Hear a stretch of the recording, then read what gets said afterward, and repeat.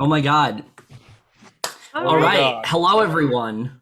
Welcome to the first official cast assessment for Spotlight Fast Times at McKinley High. Very excited to just jump right into this.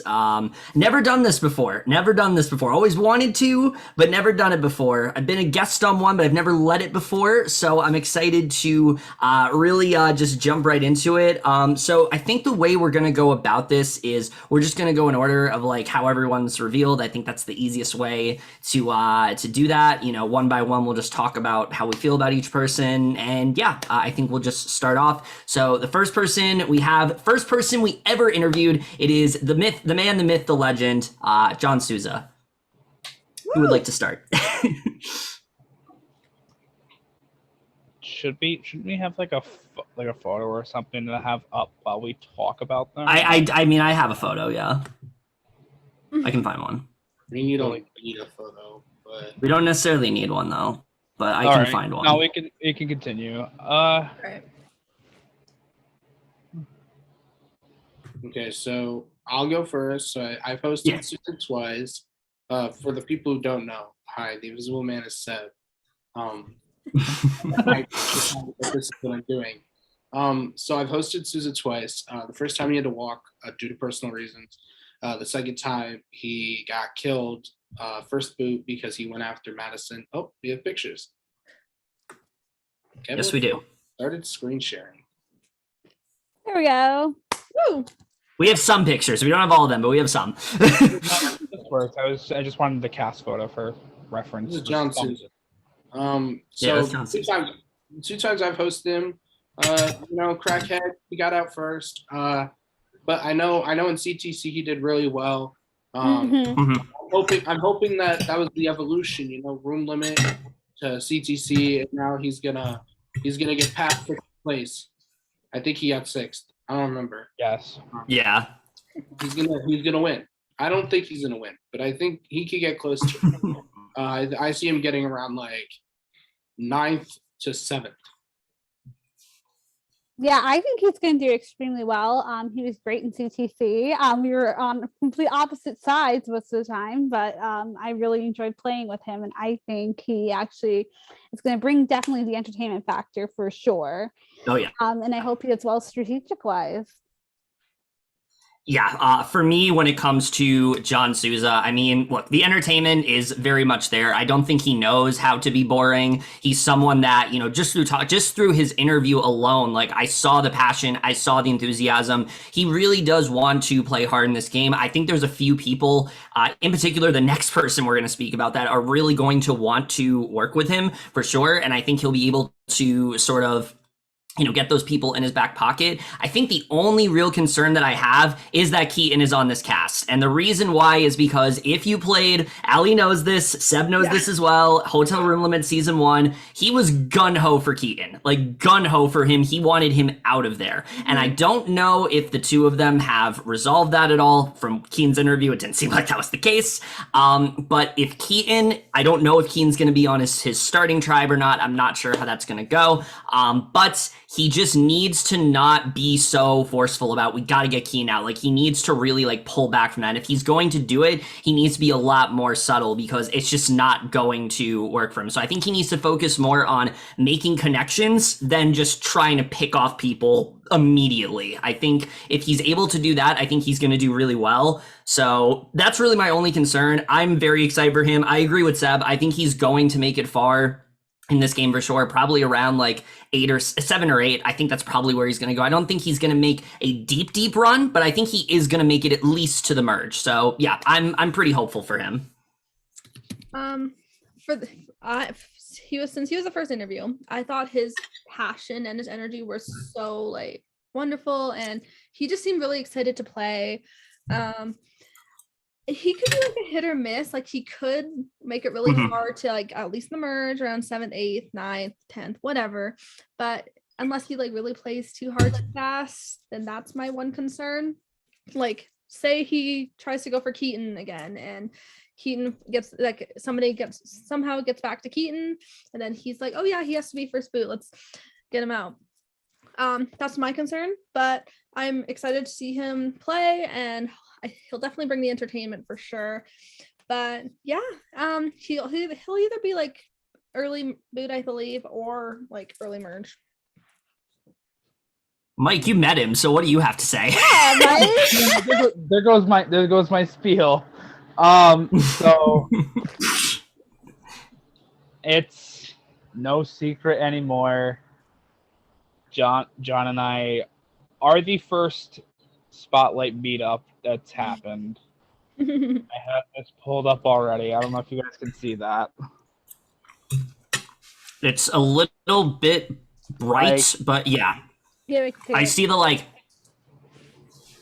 Yeah, that's me. All right, yeah, I can see it on my screen. So, There yeah. you go. Now There it's you better. It's go. better now. Yes, All right, so, iconic. First spotlight meetup before the season even started. We love it. Right? But yeah, to go off of that, I did get to meet John in person. I do want to reiterate that John was very energetic in his interview, very passionate. Is Yes. a big fan of like the game of Survivor, you can tell. I feel as though from what I've seen of John in Survivor games, I've only seen CTC, so I feel like I can see his format if he can play it the right way. Even in person, John was like very excited about playing the game. Very excited. We talked about Spotlight here and there. And I'm really hoping John does well. I really am. Oh, yeah. Oh yeah. And like I said, in what you got in your interview, I got in person as well. Like that is John's energy. That's good. Love that. And if you followed CTC season 4, it can be very entertaining with the right people. Yes. All right. So Max, did you watch John's interview at all? I'm not sure. Unfortunately, I was not able to, but just based on what I'm hearing, I think John is the type of person who is either going to go really far or be early boots. He, like as you said, like he's very energetic. He has that strong like ability, which is why I would think he like he would either go early or far. Like if people want to, I think I see a lot of people wanting to work with him, but the potential of him being early is this if he plays too hard, too fast, as Ali said, and that's what I can see happening. Either he plays too hard, too fast, goes early, or his like ability takes him really far. Yeah, I hope he's able to dial back that, that need to want to play. I know he wants to play hard. He just needs to slow down a bit, gain those connections, and I think he'll do well. But I think that's all we need to say when it comes to John. Hoping he does well, but we'll see how he goes. Let's get into the next person, someone that we could barely contain ourselves during her interview. Just because we all know her, we love her so much. A lot of us have been friends with her for a long time. I'm going to pull up her graphic in a little bit, but it's Jen. It's Jen. Check the chat, please. Oh yeah. I mean, we can mention that when we get to the people, because they'll know at that point. They'll know. So yeah. Let me find her thing. Whoever wants to go first before I pull it up. Well, I'll go first because I just recently. Yeah, go ahead. I recently worked with Jen in CTC, and I am so pumped to see her play another Survivor format. I probably hope that she'll go far. I feel like she's a very loyal person, and I hope some people can give her the loyalty she gives to them, because I think that's the one thing that she's been missing. She needs to find her group to work with. Yes. Mhm.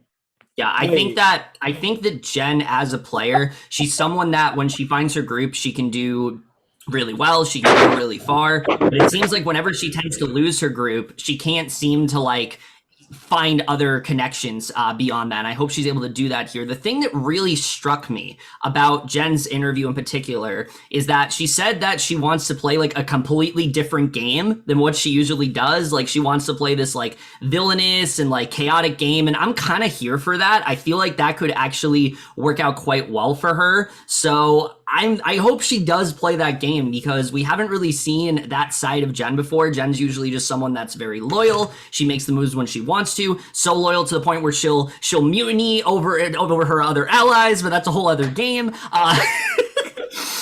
But no, in general, I'm very excited to see her play. I think she's going to be really entertaining to watch, especially if she plays the way she thinks she's going to. Of course, we have to address the elephant in the room. She is playing with her boyfriend, of course, and they're playing in the same house.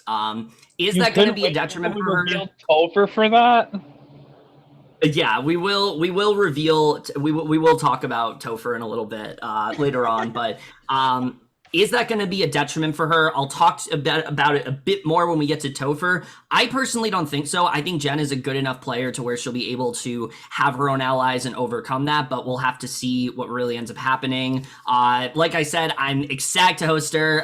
The only other time I've hosted before, she was on a prod team with Max, actually. So it's going to be interesting to like do things from the other side and like see how she really ends up playing because, you know, I've been in her prod chats, I've been on a prod team with her, but I've never hosted her before, so I'm excited to see how that all plays out. Hoping the best for her. Yeah, not this prod chat though. Oops. I'm honestly so excited to see her play this villain because, like you guys said, she's usually just very loyal and just tries to make moves when she can.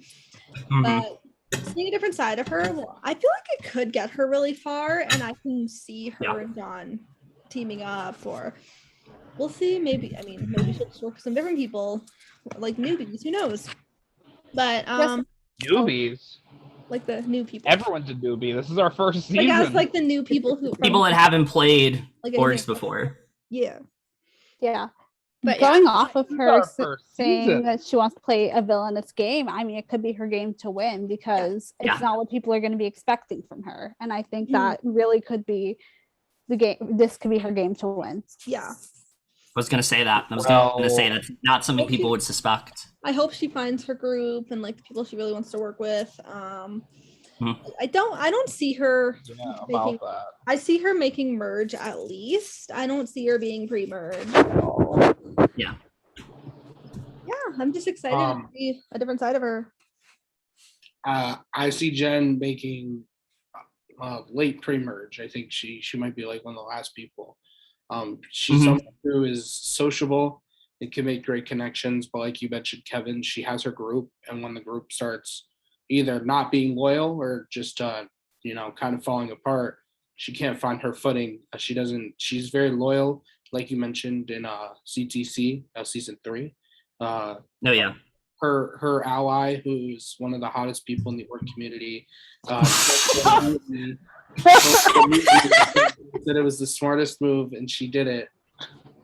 That's how loyal she is. That she's good. Like, she won't think about certain moves if it doesn't. But if she's going further in this game, I could see her going further. But it's also Jen, and I don't think she has a villainous bone in her body.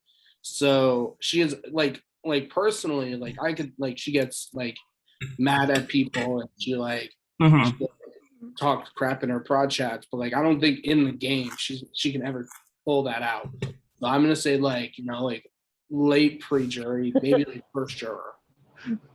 Yeah.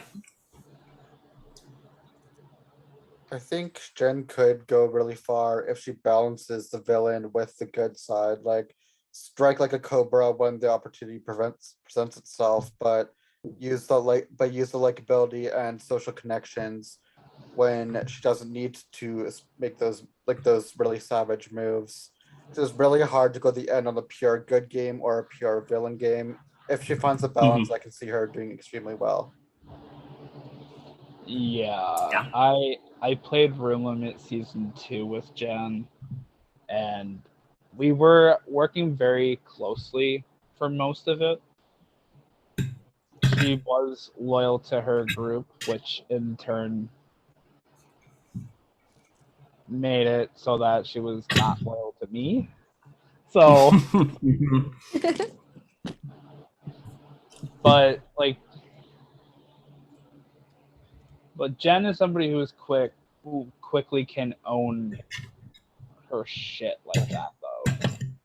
And by that I mean like after live night where she notoriously voted for me, we had a call and hashed it out. Well, it was a few rounds after. It was the round she got eliminated. Like, we kind of just compared notes, and honestly, her making a move against me really didn't play a factor into why I had to cut Jen, because I had to cut Jen because she was just good. But I, as somebody who has also played Lofoten with Jen, we have 2 games together, and I look forward to seeing how Jen maneuvers her way through our game from a hosting standpoint. Mm-hmm. And hopefully Kevin notices a lot longer than 2 days when we kick him out of our chat. Y'all are rotted for that. Can I just say, like, 2 days. I was like, what, did I like lose her prod chat or something? Like, what's going on? Never bothered to ask any of us. No, because I just assumed that it was like, I just assumed that I was stupid and that there were like so many like different chats. I just like lost track of it. That's a safe assumption. That's fair. That's what I'm saying. Like, that's a very safe assumption. So I'll give you that one. Yeah. All right. I think we said everything we need to when it comes to Jen. We're going to get into our next person, which is someone that I know, but I haven't seen really play before. I'm currently in his prod chat right now for another game, so that's kind of cool. Let's talk about Zach Shelley. I'll go first on this one. Zach, I have known Zach for almost, I want to say either 2 years now or almost 2 years. And Zach is somebody I have never seen play a game, because Zach's last game prior to his interview with us was Ascended Season 4. And and Back to the Future was a season I could not I was not in the community at the time, but I have followed Ascendance on and off since the beginning. This is why I say it like on and off. Just Back to the Future happened during a very bad time in my life, and I could not like really keep up with it. Like all I really knew about season 4 was that Allie played with Bryce. So that starts and stops there. But Zach has told us that he has not played an org since then at the time. We know he is currently in Experiment All-Stars at the time of this recording. And I'm excited to see him play through that as well. But as for our game, I don't know what to expect personally. Zach, as a friend, can be very chaotic for the sake of entertainment. I think it's funny, so that's why I say that. But Zach is somebody I was very passionate about casting because I have to put the car seat in the car, and I have to run to the store quick. Oh, really? Hi. Hello. Anyway, All right. Anyone want to jump in yet? Sure. Zach Shelley is Zach Shelley. I think that's all we can. I think that's how I explain him. He's very chaotic. Yes. Very quirky. Sassy. Oh yeah. Sassy. I don't know how he's going to play because I've never seen him play before. Like you said, he hasn't played in a while, but his personality is louder than he is, and that's kind of shocking because Zach is loud. In a Glee themed season, I don't know how he's going to do, but I'm kind of excited to see it because he's a character. So. Yeah, no, definitely. I think, like you said, theme-wise, he's not exactly quite there. So if they're going based off that, I don't know how he's going to do. And I really don't have a lot to say about him playing-wise either, because aside from being in his prod chat for another game right now, I don't really know how he plays. I've seen him host. I've interacted with him a few times. He's very easy to talk to. He can be very sassy, and sometimes I think that can rub some people the wrong way. But I think overall, he is He's a very likable player. I think he's someone that's able to get people on his side. But how he plays remains to be seen. You know, we'll really just have to see. Mike, what were you going to say? Yeah, to finish my sentence, like I was saying, Zach, at the time of when we interviewed him, had told us that he had not played in almost 2 years. And that is a reason why I was passionate about having Zach on our cast. Is because it's been a big gap, and it's one of those things where it's like a huge mystery, and I like that. Yes. Like, I like not knowing how someone is going to play a game, because it's the element of surprise. And I'm derailing very bad, so next person, please. All right. I've been friends with him for like a couple years now, and obviously it's my first time hosting, so I haven't really actually gone to see him play, but I've played with him. But when he played Ascendance with me, he was an early boot because of some other reasons.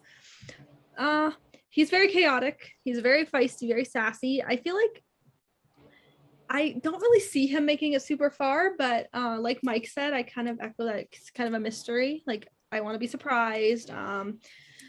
But as of right now, I can see him being pre-merged because of this theme. He's not really a Gleek, and it's like very different from his personality, but he's like very fun. He's very feisty. And I can see, since he's very flirty, I can also see him trying to showdance somebody. Oh yeah. So I'm just excited to see how he's going to play, because he's obviously like, he's crazy, he's chaotic, he's fun. So it'll be very exciting to see him. Yeah, going off what y'all are saying, I feel like he's either going to be like a late pre-merge, or he may make, or maybe like an early merge boot. That's kind of the way I feel, just based on what y'all are saying. I haven't seen him play. I'm very excited too, and excited to be surprised. Max, anything? Oh, sorry, I was muted. Yeah, Zach is somebody who I'm really excited to see how he plays. I do think he could end up being messy, but I do think it'll also be really entertaining and fun to watch. I could potentially see him being early merge as well. Yes, but we have to see, because like, again, it's like hard when you never watch somebody play. But I'm really looking forward to the entertainment that Zach will bring to this game. Exactly. I will say, in terms of entertainment, he's definitely one of the most entertaining so far. The way that he keeps sending photos every fucking day in his prod chat, if he's able to keep up with that, like that's gonna be amazing. So we'll have to see how that goes. But I think we've said all we needed to about Zach. We're gonna move on to our next one, someone that I think a good majority of us have quite a bit to say about. And I'm interested in what we're gonna say. Let's talk about Sam. So I'll go first with this one. Sam is one of the first people I ever had the pleasure of allying with in an org. We worked very closely together in my season of BB Disney Hollywood Studios. He was basically my ride or die in that game. You know, he would get on calls with me and tell me what he wanted to do, and I think he's a very good ally in that way. He's also extremely chaotic, and the problem is he is not chaotic in the way where people aren't really seeing his game. He does it in a way that's super upfront and everyone catches on to it very early. Either it helps him because he's able to win powers and things like that, and people are like, oh my god, we gotta take a shot at this guy, and then he gets it at the right moment. That's what he did in BB Disney. Or it's like Room Limit for you, Mike, where everyone clocks it very early on and it just doesn't really work out. How he's going to play here, I'm not really sure. It's been a few months since he's played. I'm pretty sure he hasn't played since 1984, which he was first boot in. So we'll see how he really does go. It seems like he's very passionate about this game. He was an alternate for this season, mainly because of the fact that, we were not sure, how things would go with him in terms of, the overall game and things like that. But I think that he definitely has the passion. He was absolutely the person that was the most he was absolutely the person that was like the most gutted when we told him that like he was an alternate. So like that alone made me really want to see him play. I hope he puts the effort in. I hope he puts the passion in, but I hope it's not too much effort because like I said, he's not exactly a player that knows how to be subtle. He's very over the top. He's very chaotic. Sometimes it works, sometimes it doesn't. We'll really just have to see how it goes this time. But I am rooting for him. I am hoping he does well this time around. But I'll open the floor up to you guys. Yeah, I think since we mentioned room limit, I think this is time for me to jump in. Yeah, Yes. Sam can be very, very chaotic. Basically, Sam on our season of room limit was a very early boot. And it was definitely because of him being just very chaotic, but also Sam was just playing too hard too fast. Yes. That could hurt me a little bit, yes, but also I don't know how that will play out with the rest of the cast either. Basically, we had in round 2, we had an inactive player versus, I want to say, a big threat, but I didn't see the other player as a big threat as I was trying to work with that person. Yeah. So basically, round 2 was a red room, and it was between Marvin and Jerry. Sam very quickly was trying to take the shot at Jerry and kind of blamed it on, and kind of tried to clock an alliance that didn't exist, and that being infamously, shout out to Dreamland. shout out to Dreamland, yes. But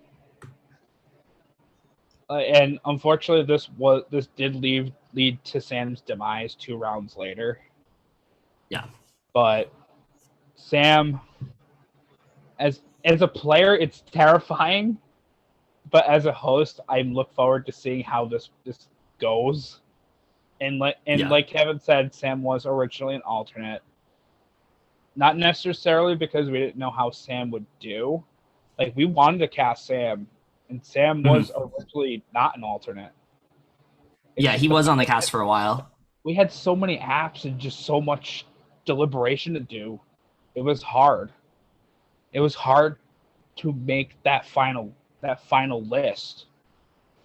But with that being said, we are very happy to have Sam on this cast, and I'm very much looking forward to seeing Sam as a player from a host point of view. Sam is somebody I'm really looking forward to playing because I really love watching chaotic, messy players. As someone who's extremely chaotic and messy myself, if he can, God. If he could play his cards right, I could see there being a really messy council where people get really paranoid and there could be a bunch of like votes all over the place. And I would really love to see that. So I'm really excited to see Sam play and see what he brings to the table this season. Yeah. So I've hosted Sam twice and I've played with Sam twice.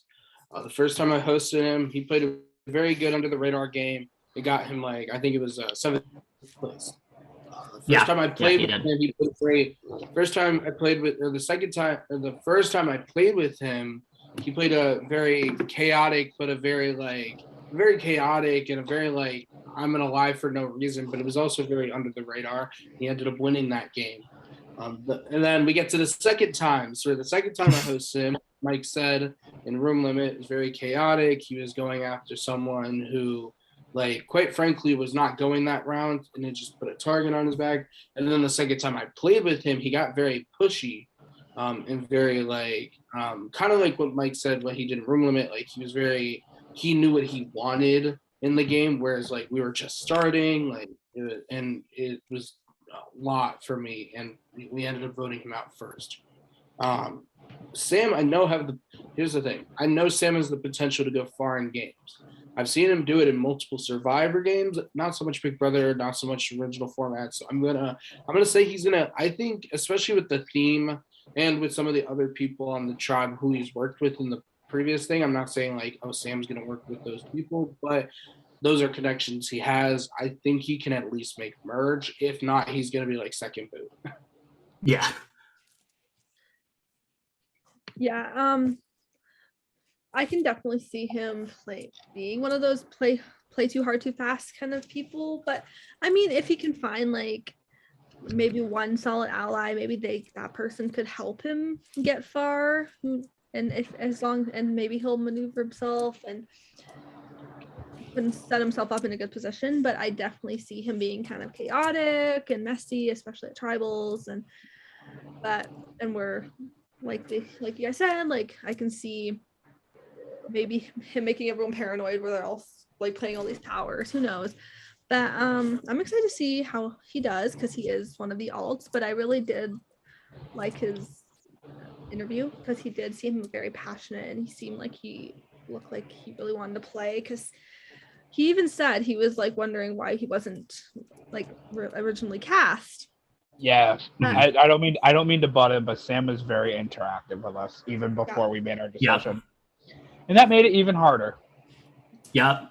You know, but yeah, I'm just excited to see how he's gonna do. Like, as of right now, I see him being pre-merge, but maybe if he gets to merge, possibly first year or something. But I don't really have like high hopes for him at the moment. But I hope he surprises me.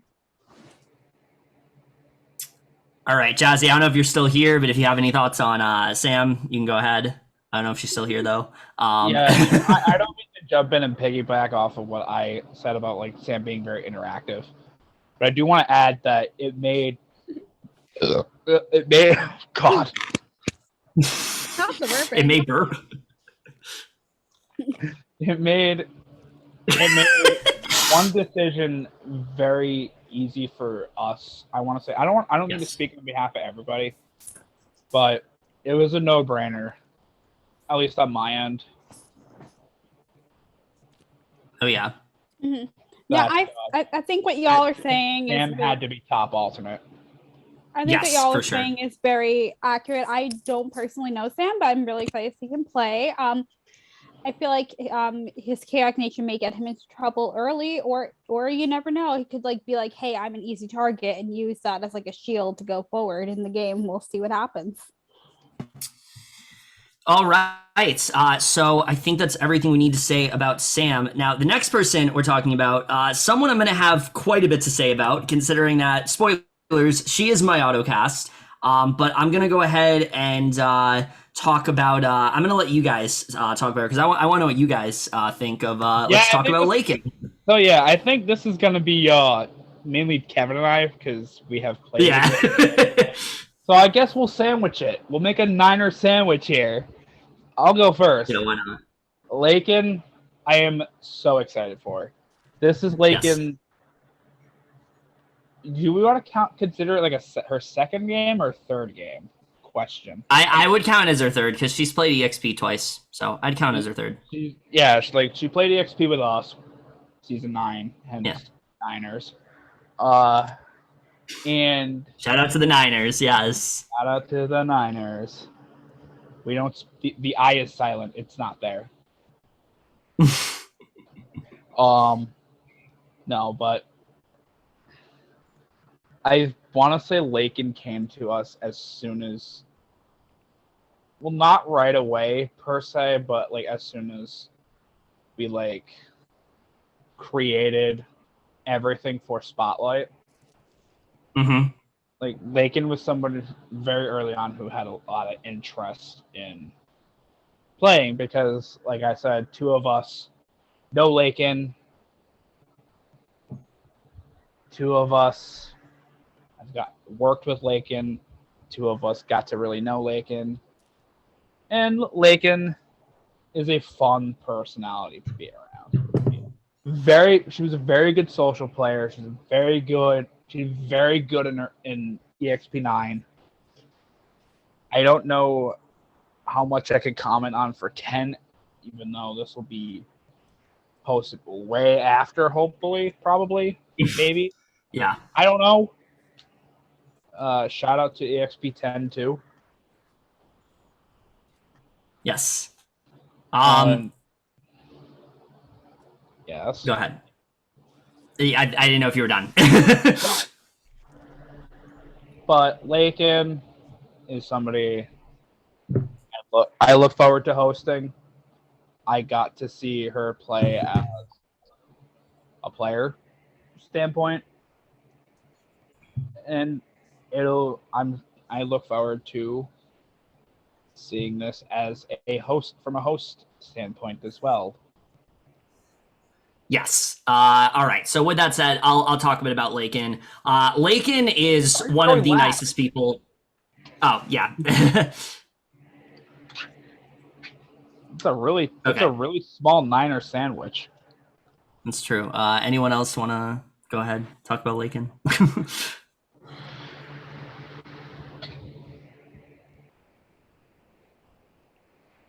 Don't be shy. I mean, I don't really know Lakin. I'm excited to see her play, especially since she's your AutoCats Kevin.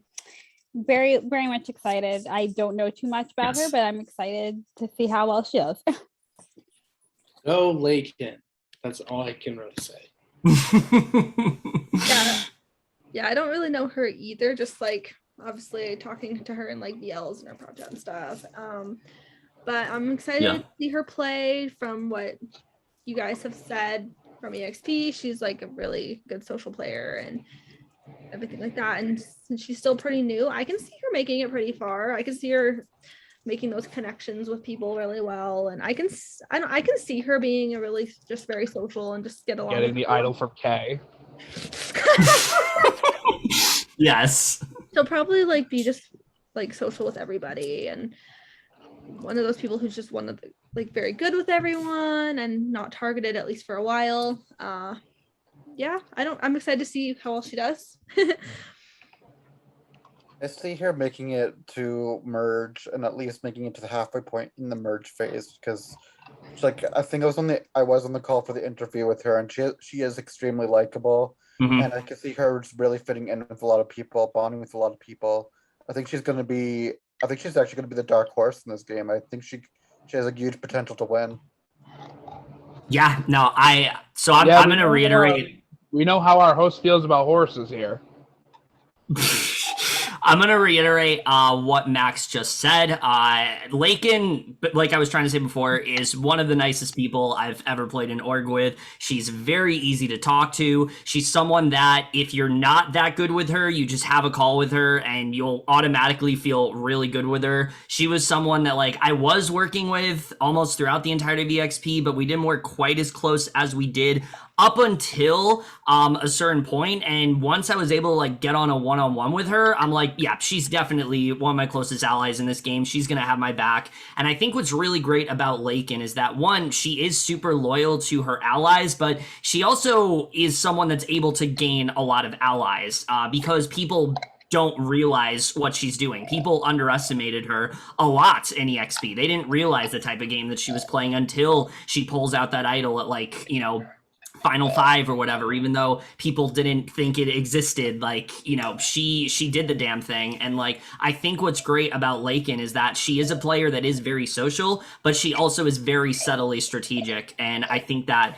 is definitely really going to help her in the long run. Now, the elephant in the room is that, yeah, she has made it very far before in my season of EXP, but I think what helps her is that no one saw that season. That season wasn't one that was, that season wasn't one that was, shown to the public.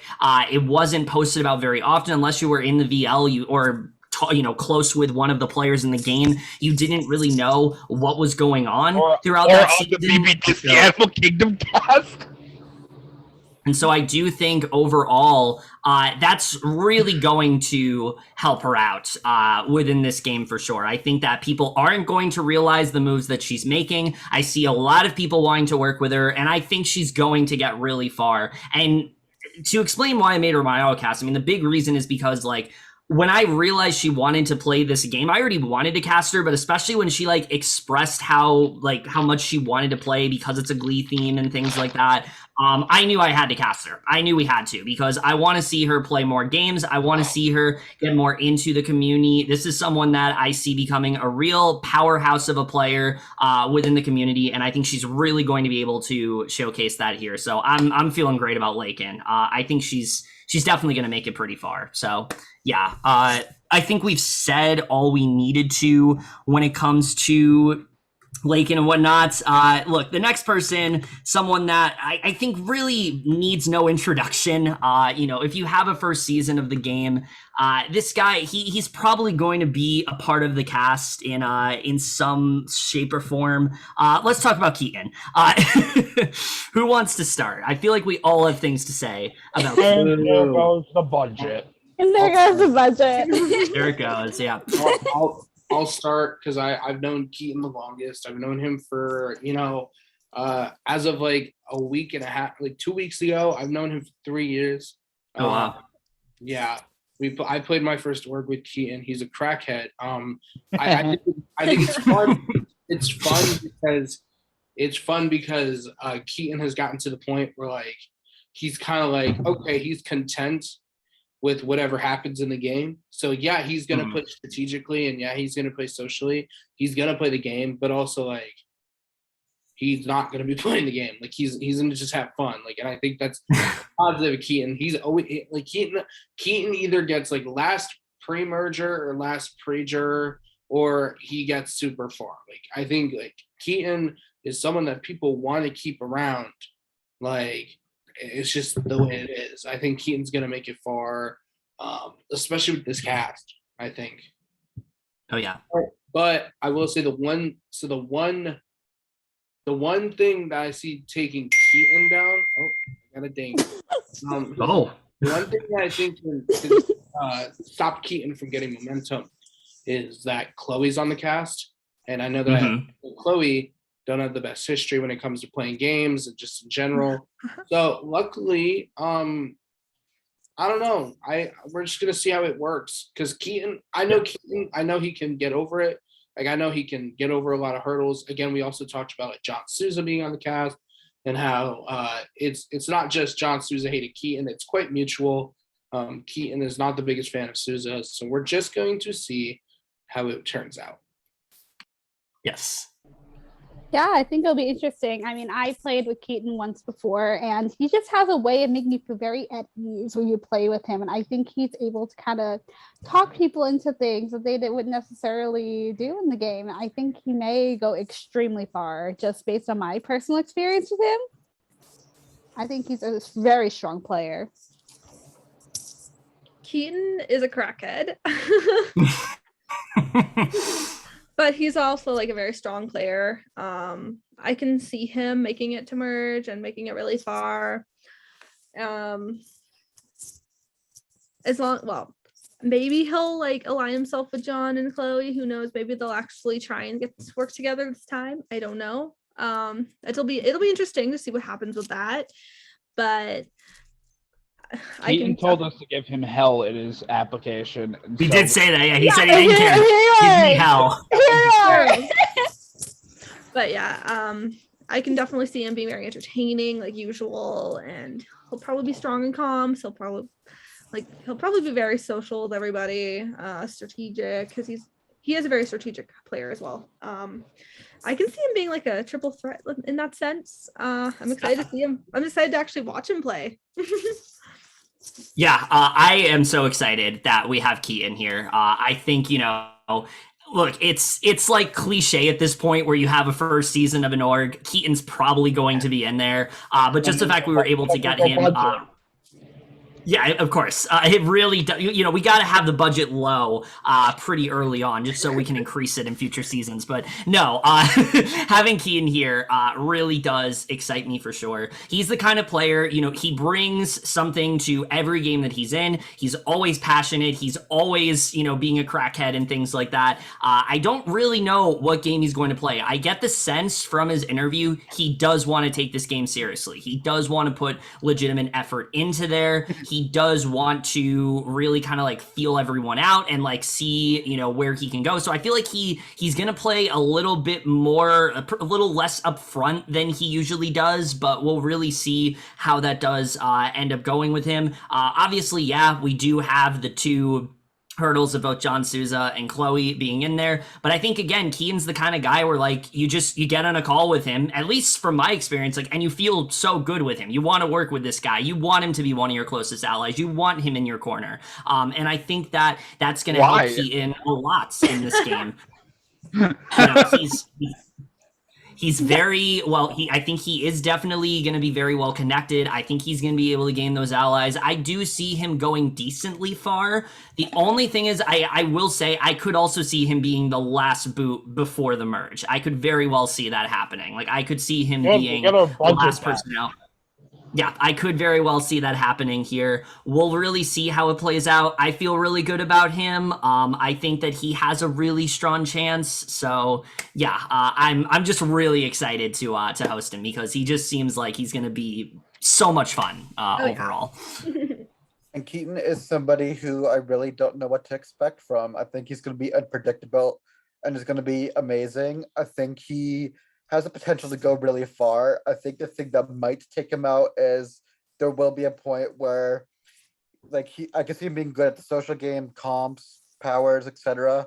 But for that reason, I can see him getting taken out because he's going to be a really big jury threat. I think I could see him being one of the bigger jury threats should he make it to the merge. Oh, yeah. Did you guys know that Keaton has won 5 orgs? Wild. Absolutely wild. Too bad. Yeah. Too bad Epcot doesn't exist. Oh yeah, no. It's only really 4. Yeah. Because, you know. So yeah, no, the other one didn't happen. So in case y'all didn't know, Julia is the only winner of Epcot. No, yeah, that's it. That's it. No. Anyway, I think I'll take over here. Yeah, go Keaton ahead. makes me sick.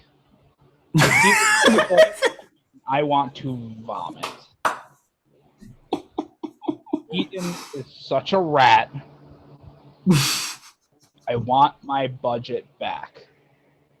I want my budget back. No. Anyway, jokes/memes aside, I love Keaton's energy in games. I had the pleasure of playing Sequester Star Wars with Keaton last year. While neither of us made the jury, it was such a blast just to get to know Keaton because Keaton was in my starting room. So, and I, unfortunately, sorry, Max. This was one of my more favorite like Sequester experiences was being in that starting room with Keaton, Killian, and Lauren. Shout out to Lauren and Killian. But back to Keaton. Keaton is chaotic. And one of my favorite Keaton moments was being in the Insanity VL. And we got from the top 7 round, we got a voice message of Keaton straight up murdering, not literally, obviously, murdering Nick Bana in the game. Keaton just slammed Nick right to his face and basically told him, I forget exactly what was said, like it was something along the lines of like, I'm not going to keep you. You have been a pain in my ass this game, and I need you gone. Yep. Something along those lines. It was wild. And when I listened to that voice message, my jaw hit the ground.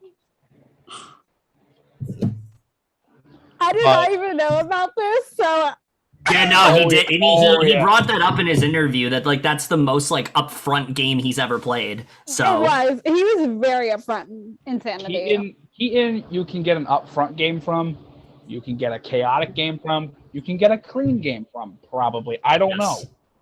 But all we know is Keaton is the rat. This rat needs to be first boot. Oh, yeah. We don't want rats in our Glee Club. no, we don't. We don't want an But- infestation. No, I guess but we'll be. like, pre-existing relationships is something I do have a concern about with Keaton. Hmm. Obviously, spoilers: Chloe and John Sousa. Yeah. I think he can get past them though, because like we said, he put in his bio, he put in his app, give him hell, and we pretty much said challenge accepted. Yeah. But- I mean, we are giving him hell, so. There are two things I'm really looking forward to hopefully seeing. One, the Rubik's Cube, and two, if he's ever in danger.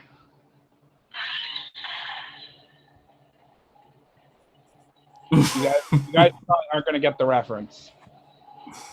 So No, now I get it. I get it. Kevin gets it because he watched it. I did watch it, yeah. Jazzy doesn't get it because Jazzy doesn't get anything. So So, for- we bend So for Jazzy's sake and for the audience's sake, no one's gonna get that lightsaber reference. Sequester round 1. We were in room 3. We basically, knowing that I was in a very bad position to start with, I didn't know this at the time, but the other 3 people in my room had played a mini before. So we delegated. So I basically got talked into nominating myself as a nominee for the first vote, and I'm coming off of a first boot finish, so I'm like terrified. But this is when we formed our Room 3 alliance, and that lightsaber was our code. I want to say it was Lauren's idea that if we ever find each other in a room and we think I'm in danger, we would whip out one of these and have that be the signal. Thankfully, Right. we didn't need it because Luke's connection was so bad. Not Luke Falk. We wish. Yeah. Yeah, not my dad. Not my If dad. Luke Falk was there, I mean, we'd be bowing down and we- letting him win. We had Yeah, we'd rig the someone game who for had- him. No. we had someone with pretty bad tech issues, so luckily we didn't need to use that code. But that is what that's a reference to. And I'm very excited because another thing too is when I was in Room Limit, Keaton hosted me. Well, Keaton was barely there, but still. One of the awards that I got was Keaton's favorite player. And I am very excited to have the tables be turned, if you will. I'm very excited to be hosting Keaton as Yes. for this time around. For But sure. All right. That's enough out of me. We gonna be only so have so fun. much budget. He's As you All can right. see. host. So let's go ahead and get that budget back and talk about someone else. Next person we have here, someone I'm very excited to see play. I think Why- a lot of us are very excited to see him Why play. are there 2 Kevins? Oh, because I didn't think I'd be able to I thought if I typed on the screen it would show, but it's not. So it's not even. I can literally leave. But anyway, let's talk about you can literally Danny. leave. Yes. All right. All right. Have you heard enough of my voice? Yes. Perfect. I'm going first. Danny and I actually. Danny, while notoriously being inactive at BB Disney, we still got to know each other pretty well there. I was very excited to meet Danny. I knew of Danny from Twitter because I was slowly getting back into orgs and shit, Yeah. and was a follower of Banishment, sadly. And Danny was a name that stood out to me. So when Danny was on the BB Disney cast, I was stoked to finally get to really meet Danny and get to know Danny pretty. And I can happily say that I consider Danny to be a good friend of mine now. And as of recently, Danny has hosted me twice, and Danny has given me that platform of being able to return to minis. And I am so freaking grateful for that. And I look forward to returning the favor and being able to host Danny, albeit this being a long-term game. I look forward to hosting Danny, returning the favor, like I said. And I'm hoping, my big thing, I'm really hoping that Danny is more active in our game. Yes. But that being said, getting to know Danny as like a host and everything, Danny is chaotic. Danny's pretty messy. And it's so fun. And I'm hoping that energy comes around into Spotlight. Yeah, I will say, actually piggybacking off of that, his intro is the calmest I have ever seen Danny. Like, I was like, who is this? This is not Danny. I know. So, like, I'm very excited to see how he's going to play.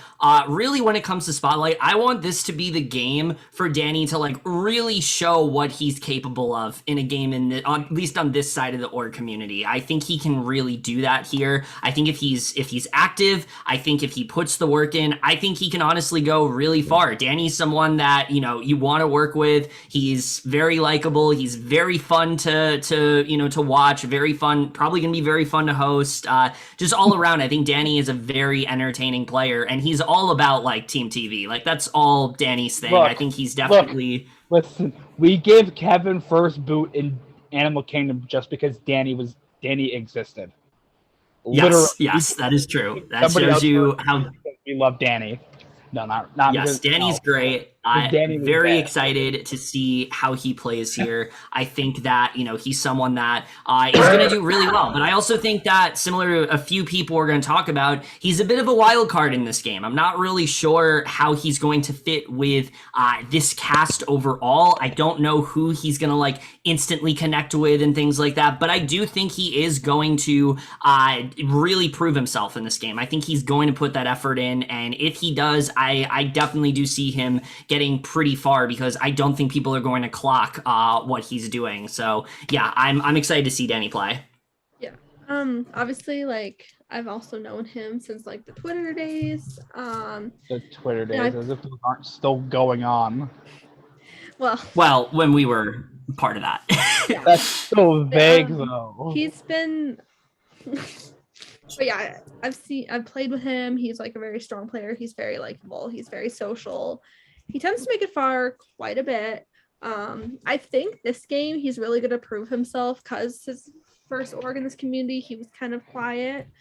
I think he wants to prove himself because he seems really excited to play this game. So from a hosting standpoint, I'm excited to watch him play. I think he'll be really fun and chaotic, very entertaining. I can see him making a group, or just like finding like a couple close allies that he'll work with to the end. But yeah, he's very loyal. I can see him making it pretty far, like at least 6th, 5th, 7th, somewhere around there. I'm excited to host him. I've seen him, like, I love Danny. I've got to meet him, and I've seen him play as well, and I've seen him go far in a lot of games. He's a very good, like, all-around player as a whole. I think one of his biggest strengths is his adaptability. Like, I've seen him be able to adapt to situations and be able to handle them so well. I think Danny is very likely to be an endgame player.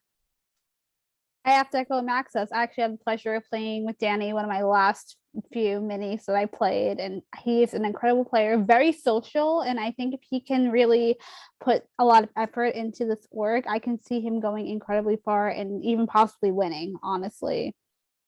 I think he's got it in him to do that. I love Danny Jackson. I love him so much. And like like Mike said, I met Danny playing. I played 3 banishment minis, and there was a time where banishment used to do minis like once every night, and there'd be times where Danny was playing banishment all week. Every single one. And so I know, and like Danny's made it to the end of a couple of those, like, and I know Danny can. Oh yeah. it does worry me, of course. Like in BB Disney, he got out, and he wasn't the most active. In fact, he wasn't active, but also he had stuff going on. Whereas in this game, I know for a fact that Danny can play if Danny's active. And like I agree with Kevin. I saw his intro. It's like I did not think that was Danny. I was like, oh Yeah. that's too quiet. But I think if Danny is one of the most social people I know in the community. So I think Danny can definitely go far if Danny's putting the effort in. All right. I think we've said all we needed to about Danny. We're going to move on and talk about someone that doesn't have a cast photo yet. They'll have a cast photo soon, but they don't have it yet. Let's go ahead and talk about Jules. So I'll start off with Jules. Jules is someone that, I played a mini with, one of the last few minis that I've played. I'm very sporadic with them these days, and I did play a mini with them called Savior of the Damned, and they were someone that, gravitated towards me pretty quickly. We worked very well together, struck up a good conversation. Wasn't like one of my closest allies, but someone that I could tell felt really good with me, and since then, we have kept in touch, and I think that Jules has really grown as a player since then. I think there's someone that they have this inherent likability about them, and I think that's something that a lot of people are really going to latch onto overall, and I think that's something that a lot of people are really going to like about Jules. But I think that they also are someone that, they're always playing the game really hard. They're always strategizing. They're always thinking. They're not someone that's just going to sit back and watch things happen. They're going to be out there. They're going to be trying to, control things. And I think that is going to work out for them. I do see them gaining connections. There's someone towards the end here that I think they're very obviously going to work with. And we'll talk a little bit more about that when we get down to the end of the cast. And I think that's going to, maybe help them out. We'll see how that goes. But yeah, I'm feeling good about them. I think that overall, they're some other players, they're kind of a wild card in this game because they haven't really played orgs on this side of the community. I think there's some people they're going to work with. I don't exactly know what kind of game they're going to play, but I think that I could also see people watching their season of the Penthouse and being like, oh my god, it's Jules from the Penthouse. I want to try to work with them. The big thing with that people are going to bring up, yes, obviously Kian's in the cast. Not entirely sure how those two work together, obviously, because Jules didn't get very far in the Penthouse, obviously. But yeah, I'm interested in seeing how that really goes. I don't know if Keaton's going to want to work with Jules. I don't know if Jules is going to want to work with Keaton. I feel like Jules is one of those players where they're going to try to find, new allies. They're going to try to be adaptable. And yeah, so I'm interested in seeing how they're going to play for sure. I've obviously... Yeah, go ahead.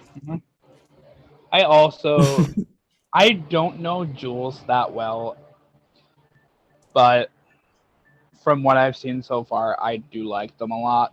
I think they have a lot of potential to do well. They won homeroom. You're good. They are an advocate for neurodiversity, which I, as somebody who is neurodiverse, really have a soft spot for. So, but as a player, I do not watch the Penthouse, so I don't know anything. I don't know how Jules will do. I think this is her first real long-term org. Do we count I Love Money? I mean, you can. I don't want to show disrespect towards another org because I'm trying to be professional as I possibly can. Yeah. Either way, just to flatline that, I also don't know anything about that. So I look forward to seeing how they play firsthand. I look forward to getting to know them through Spotlight, being broad production, and What I love about Jules is they play games with their heart. They are so authentic. They're one of the most real people you'll ever meet. And I think that's what's going to help them because people are going to connect with them on an emotional level. And I also have a very soft spot for Jules because I'm also neurodiverse. I cannot wait to see them represent on the season. I also really don't know much about Jules, but I think they're going to be a great player based on what I've been hearing all around from everyone. I have not seen them play before, but I am very much looking forward to it. I'm muted. Go, Jules. Yo, dog, they're gonna win it. Oh my god, can we do an American Idol season and then have our assessment be that every single time? Yo. That'd be fun. That'd be fun. That would be really funny. But If yeah. anybody watches this, I ruined a very good bit, but that's what will be happening. That's what will be happening on our American Idol cast assessment. Is I will be saying this person is in it to win it every single time, Every time. and nothing more. Anyway, let's get back on track here. And Allie, go ahead. Reinhardt. All right. With Jules, like I've never really like gotten to know them a lot. Like I've just kind of had like brief interactions with them, like on Twitter and stuff like that. But from what I've seen, they seem like a good player, strong player in games, and I'm just excited to host them. I don't know how well they're gonna do, especially with the Keaton situation, like how they both were in the penthouse together, but maybe they'll like work together, maybe not. I don't know how they're gonna play, but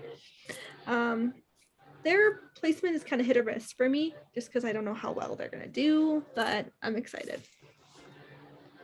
All right. So I think that's everything we have to say about Jules. Let's get into someone, similar to Jen. It's one of the people we know best. Let's talk about Jesse. Yeah. No, I don't know. Where do we even start? Well, okay, so I mean, I auto-casted her because, Yes. well, she's one of my best friends, yeah, but I always enjoy seeing her play and playing with her. She's a very loyal player. She's very social. She generally makes it far, like the majority of the time. So I can see her finding her people and maneuvering herself very well. She's very quiet, but she's also very under the radar. So I can see her being very social, making merge, making moves when she needs to. Hopefully it doesn't backfire on her because she's more quiet, like compared to other people in the cast. But I'm excited to see what she does in this game. And I just always enjoy her because she's so fun. She's very sassy. So excited. Yeah, I think Jessie being not as vocal and loud is really one of her biggest strengths because a lot of those bigger personalities, louder personalities are going to clash and target each other. Jessie is somebody who's a very good, adaptable, under the radar player. And that's why she goes so far, that and her likability. And I cannot wait to see her play. She's also one of my best friends, and she's an amazing person. And yeah, I think her ability to fly under the radar is going to really help her in this game. Absolutely. I agree with what you guys are saying about, I think her adaptability to fly under the radar is actually going to be a huge part of her game, and it's going to help her go forward. I do think one thing, she is sometimes a little quiet. I think she needs to speak up a little bit more sometimes, because sometimes that does get her targeted with not speaking as much. So that'd be the one thing I would say. I think she's going to go at least into the merge. That's my prediction. Just I feel really great. Oh, what were we gonna say, Seb? no, you go first, Kevin Falk. Okay. You talk about flopping here. You know what? All right, Jesse.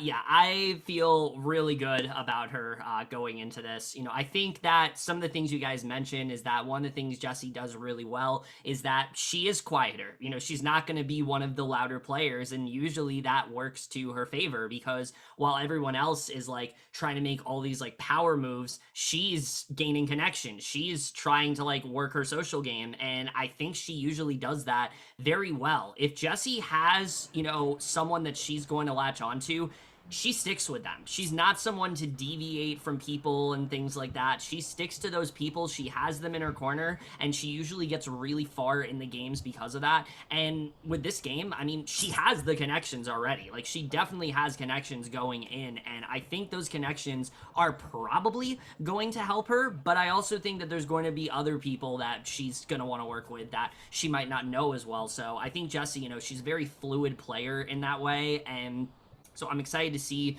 you know, what she really does do here. She usually gets very far. I anticipate she's probably going to get very far in this game.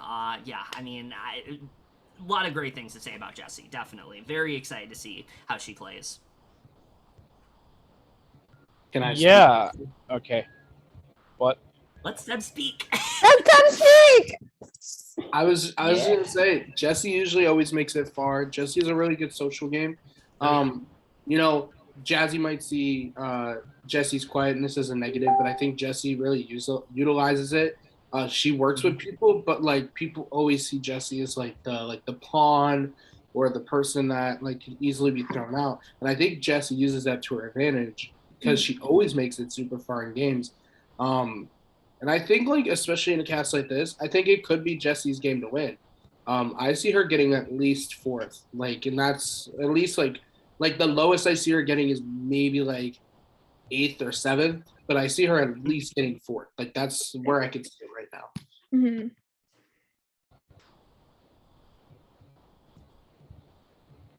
Did everyone say something? Mike, did you speak about Jessie? Mike Okay, Okay. it's my turn. Yeah, everyone else spoke, so yeah. Yeah. So Jesse, at this point, it should be no secret that just about every single member of the production has begged her to apply for this because her most recent org experience wasn't that good, according to her. Sorry, Seb, but Tri-State bad.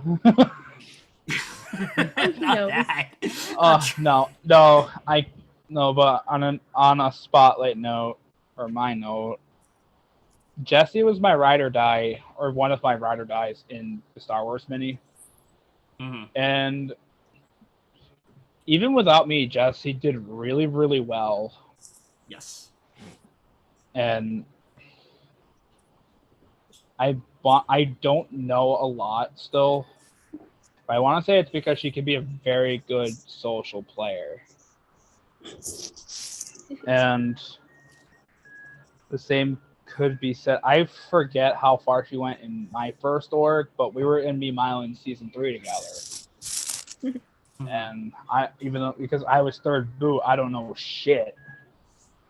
But if I remember correctly, I'm pretty sure Jesse followed suit not too long after me. But that's besides the point. Jesse, I definitely see going pretty far. Oh yeah. I have high hopes for Jesse. I think she'll do great. I am hoping that this game, her game, does not come to her. I lost my train of thought. I am hoping that her game does not meet despair, or her execution in the game. So we don't want to see her become the Blackened too soon. I agree. I'm assuming this is all Danganronpa stuff at this point. I'm hoping she finds her ultimate luck, because as the ultimate org player, I think she'll go far. I hope she goes far. Yeah. And yeah, Danganronpa, woo. That was all Danganronpa references. All right, so yeah. That's why I stumbled so much. I wasn't ready. We can't have. We honestly we can't have a season without her.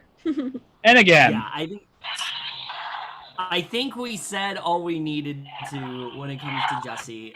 Let's move on to someone else that I've known for a little bit. Let's talk about Gianna. Gianna I played a mini with Gianna a long time ago, and she is somebody I really enjoy watching her energy. I like her. I enjoy her passion in games. Oh yeah. She's the type of person that gets really, really excited about just being a part of the game itself. And I think that's really cool. And that is why I knew we had to have Gianna on this cast. I think she'll be a lot of fun to host. Yes. I think she could probably be a very strong social player. I think she's won a few minis. I don't know. Yeah, she won a game like recently.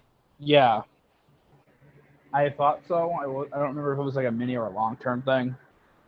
But think it was Gianna, recent. like I said, Gianna is a very. She seems very excited. She was another one that was like really interactive with us about before we made our casting decisions and such, and we appreciate that. Yeah, Gianna is someone that I am very excited to see play this game. Straight up, her interview was one of my favorites because of her passion. I mean, she seemed so excited to play this game when it came to the theme, when it came to just the idea of it all. She just, her excitement was just through the roof, and you really did just feel that throughout the entire interview. And I think if she brings that enthusiasm, which she normally does to the game, I think that's going to take her really far for sure. I think she's someone that is very likable. She's someone that can be a really good ally for you. We worked very well together in BB Blockbuster. We were in an alliance for a little bit that was pretty dominant, and she was definitely someone that like I was definitely one of my closest allies. I probably would have taken her to the end. Probably the same with me. Like, we wanted to try to work together because we played in BB Disney, but we didn't really work together in BB Disney. So we wanted to kind of like make up for that. And Gianna's good with that stuff. Like, if she wants to work with you, she will do everything in her power to do so. And I think that's really going to help her out. My only real concern with her, is that in Survivor games, at least the one that I played with her, Expedition, she was very expendable on her tribe. And the reason was because she just wasn't super active because of her job and things like that. And so people saw her as like an easy boot. I think as long as she is active, as long as she's talking to people and she's able to strike up those connections, I see her doing pretty well. I see her at least making merge. But if she's, not as active, I think that could be a detriment for her. But with the enthusiasm that she brought to her interview, I don't see that being the case. I think she's at least going to make merge. I see her being like early merge, but I definitely do see her getting at least to the merge. So yeah, I definitely feel like Gianna's going to do pretty well in this game. I think she's going to do well. I'm excited to see her play. I definitely think she'll be very loyal. She'll just be like the nice girl who gets along with everyone, very social.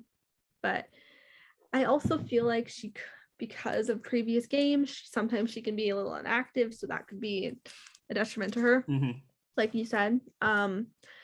So I can see her I can definitely see her maybe finding like one person to like really align with, like one of the other girls or something. Like maybe like Jessie, because they're both kind of quieter. And I loved her passion. That was one of my favorite things about her interview. But I don't see her making it super far. Maybe like first juror or like late pre-merge, somewhere around there. But I am excited. Hopefully she surprises us. And yeah, I don't have a ton to say about it, but You absolutely love her positive energy, and I think that actually will help her. Like, people are going to want to keep her around as long as she's active. If she just spreads that positivity, because those are the types of people that people are drawn to. So if she can execute, like, just be herself, be her authentic, like, and passionate self, and be active in the game and the chats, I think she's definitely going to for sure make merge easily. So Gianna is someone I'm very conflicted about because I love Gianna. She has a very positive energy, like we talked about. But I played a couple of games with her, and in all those games, she's gotten out very early. When I hosted her in BB Disney, she got decently far. Got screwed over by someone who else is on this cast, Sam. So it's fun. It's interesting. We're gonna if we get to see that dynamic. But like every time I played with Gianna, she's gone early because of inactivity or just expendability. I know in Expedition she got voted out because of the fact that people saw her as a threat because she kept going for the advantages. And with the homework thing that is going to be happening. Oh yeah, year, yeah. I think that if Gianna continues to go for the powers instead of playing the game, it might detriment. I see Gianna going pre-jury. Love her, but I don't see her getting past jury, especially with this cast. Yeah, I kind of like what Seb said. I kind of feel like that's where I'm at. It feels like it could go either way with Gianna. Like either she's gonna do extremely well, or it could be due to inactivity, she'll get out early or whatever. I think it's a mixed bag, and we'll have to see what happens. All right, so I think we said pretty much everything we needed to when it came to Gianna. We're gonna go to one of my favorite interviews. Let me just say it right off the bat. Oh so God, excited. is it? Let's go ahead and talk about Brandon. This interview is so good.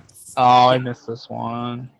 I'm going to start off with this one because, I mean, anyone that was on the interview can attest to this. Like, Brandon's interview literally had me in fucking stitches. He was going to the post office to drop something off, like, throughout most of it. And it was just, like, it was iconic. It was great. And just from that interview alone, the way I look at it is, like, if I can get that from an interview, my God, I cannot wait to see what I'm going to get from him in the game because he is just such an iconic character. He's the kind of person that, like, he's not going to sit back. He's going to call people out on their shit. He's going to drag people if he needs to, and he does a really great job of that. But I think what works for Brandon is that even though he's doing that, he isn't perceived as like this big, like, oh, we got to go for him now. Like, people enjoy that he does that. People like seeing him, you know, call others out on their shit because, you know, he's not going to do it to them. So I think that's going to work out for Brandon very well. I think he's someone that plays very hard. He puts a lot of effort into these games.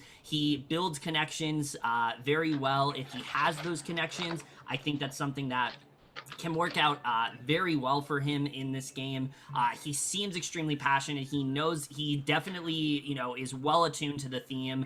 Just in general, I feel really good about Brandon in this game. I do see him going very far. I think he's going to make a lot of unexpected connections that you weren't expecting, kind of like YTS, which Jazzy is going to talk about in a little bit, but like the people that he worked with in that you would not have expected him to work with. I think that's very much going to be the case in a game like this. So yeah, I think Brandon's going to do really well. I'm very excited for him. And one other thing I will say is that I've played with him 2 times. We have not been able to work closely together, but each time I feel so bad that we have not been able to work together because he is someone that I really enjoy interacting with. So I'm very excited to get to host him. Very high on my list for sure. Okay, I am so excited. Brandon is my autocast. We worked hella close together in YTS. We were PB&J, now it's just BJ. But yeah, no, I'm so excited to see him play. I think he is such a great social player, and as well as strategic and even really good at comps as well. So I think he's going to be a huge threat to look out for, and I can see him doing insanely well in this game, and I'm absolutely thrilled to see him play. He was probably my favorite interview. Like he made me laugh so much, and we played yes together, but that was the only game I actually got to play with him. But I'm so excited to host him. He's gonna be so much fun. He's such a ball of energy. He's gonna be so entertaining, so chaotic. I cannot wait. I feel he's definitely gonna be very social. He's gonna be so funny, and I just like so far he's been great in this project, but I'm excited to see him like how he plays. It's gonna be so good. This was an interview I genuinely wish I could have seen because I've heard nothing but good things about Brandon. I was on Prod Chat with Jazzy. I can confirm I accidentally said I am Team BJ. It was great. How that was gonna come out, but I just really like Brandon is somebody, just based on everything I've heard, is somebody I would love to meet and interact with because he seems so lovable, so funny, just overall like entertaining person, and I think that's gonna be a really big strength. People are gonna want to keep her around because they're gonna be drawn to his positive energy. And based on what I've seen with Jazzy's prod chat, he's very very loyal, and I think he's gonna be a contender for sure. And I Yeah. know I'm never gonna live that quote down, so thank you, Mike Jazzy. You're welcome. So You're good. welcome. Brandon is TV. Love Brandon. I played it. So it's funny. I played my first org with Brandon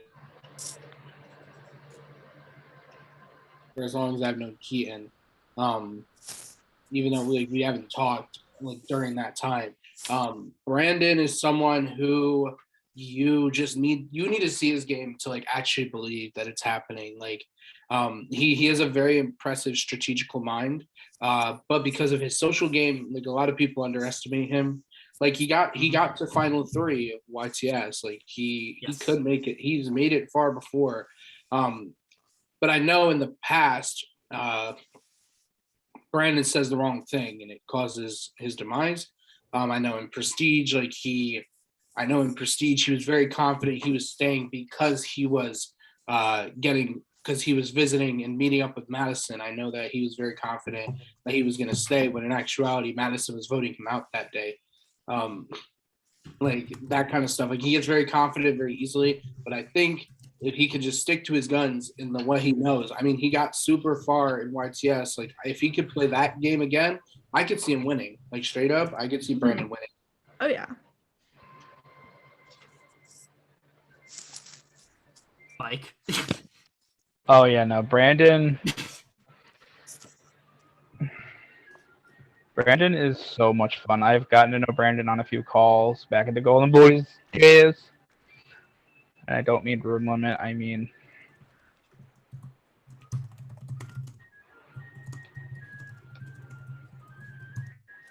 hang on, I can't type and talk at the same time.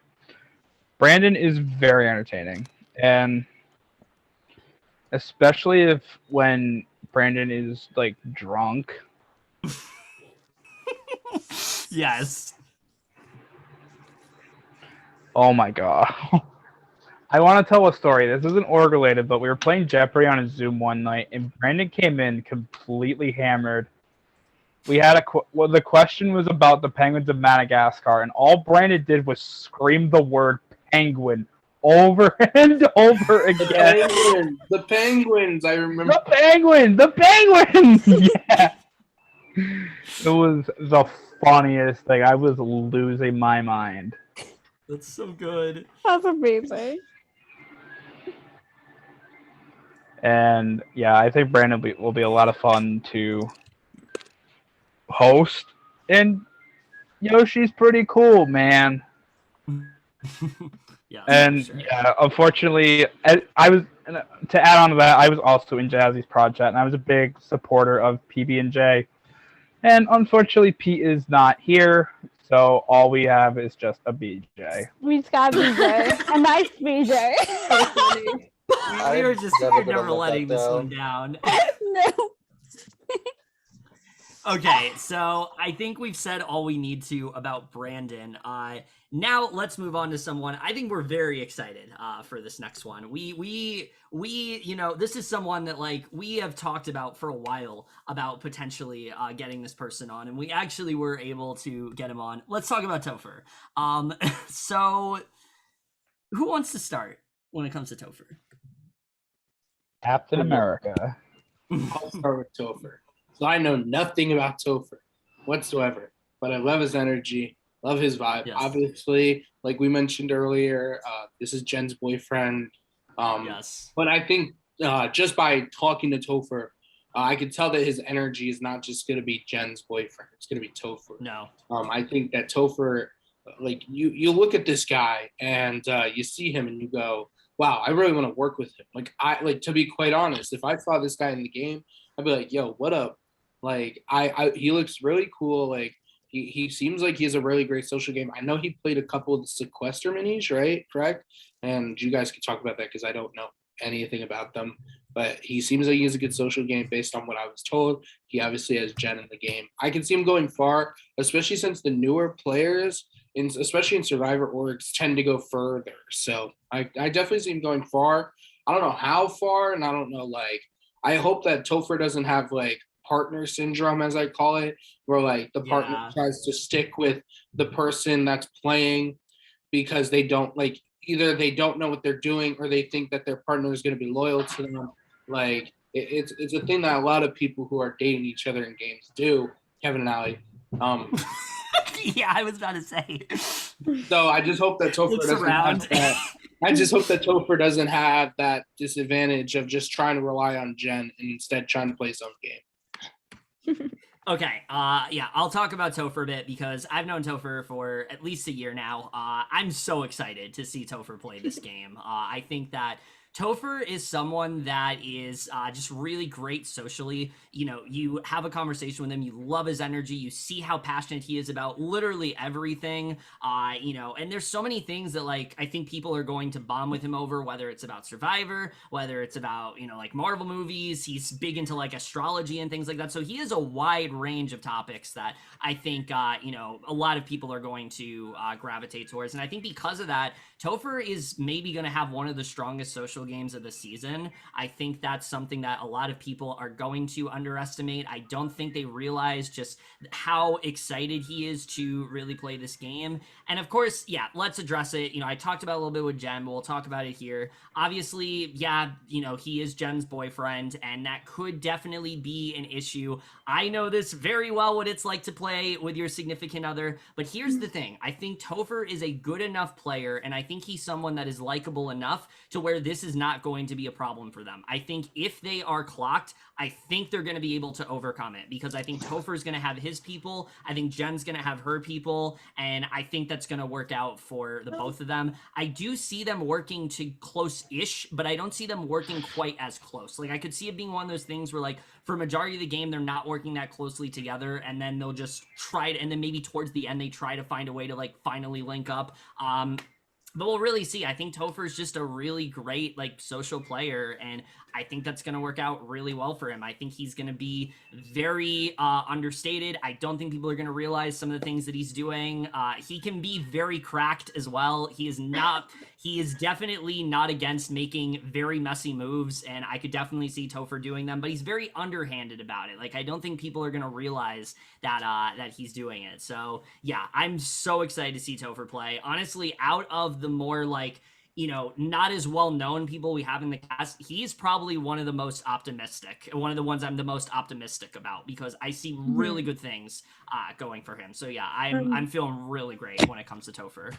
When it comes to him, I kind of feel like he might team up with like a lot of the really new people, like Lakin, Madison, Kia, all them, like people kind of like that, which obviously we'll get into like Madison and Kia later.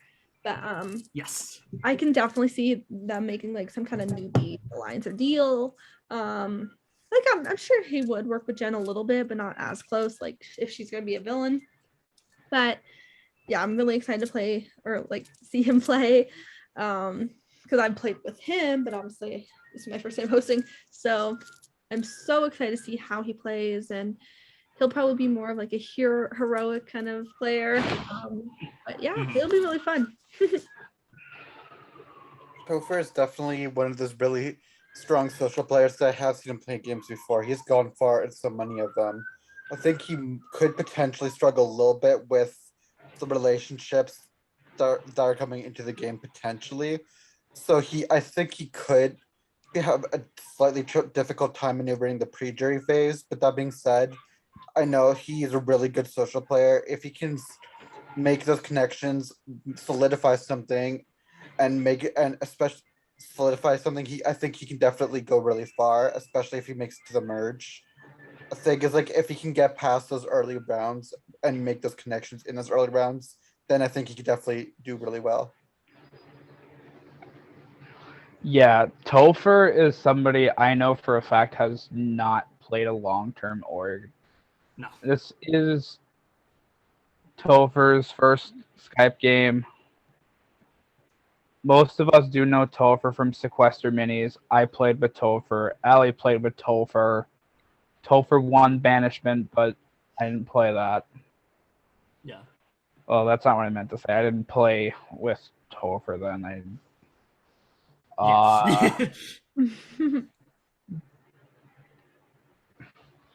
Topher is just somebody who has a wonderful personality, and I think that will definitely help him out a lot.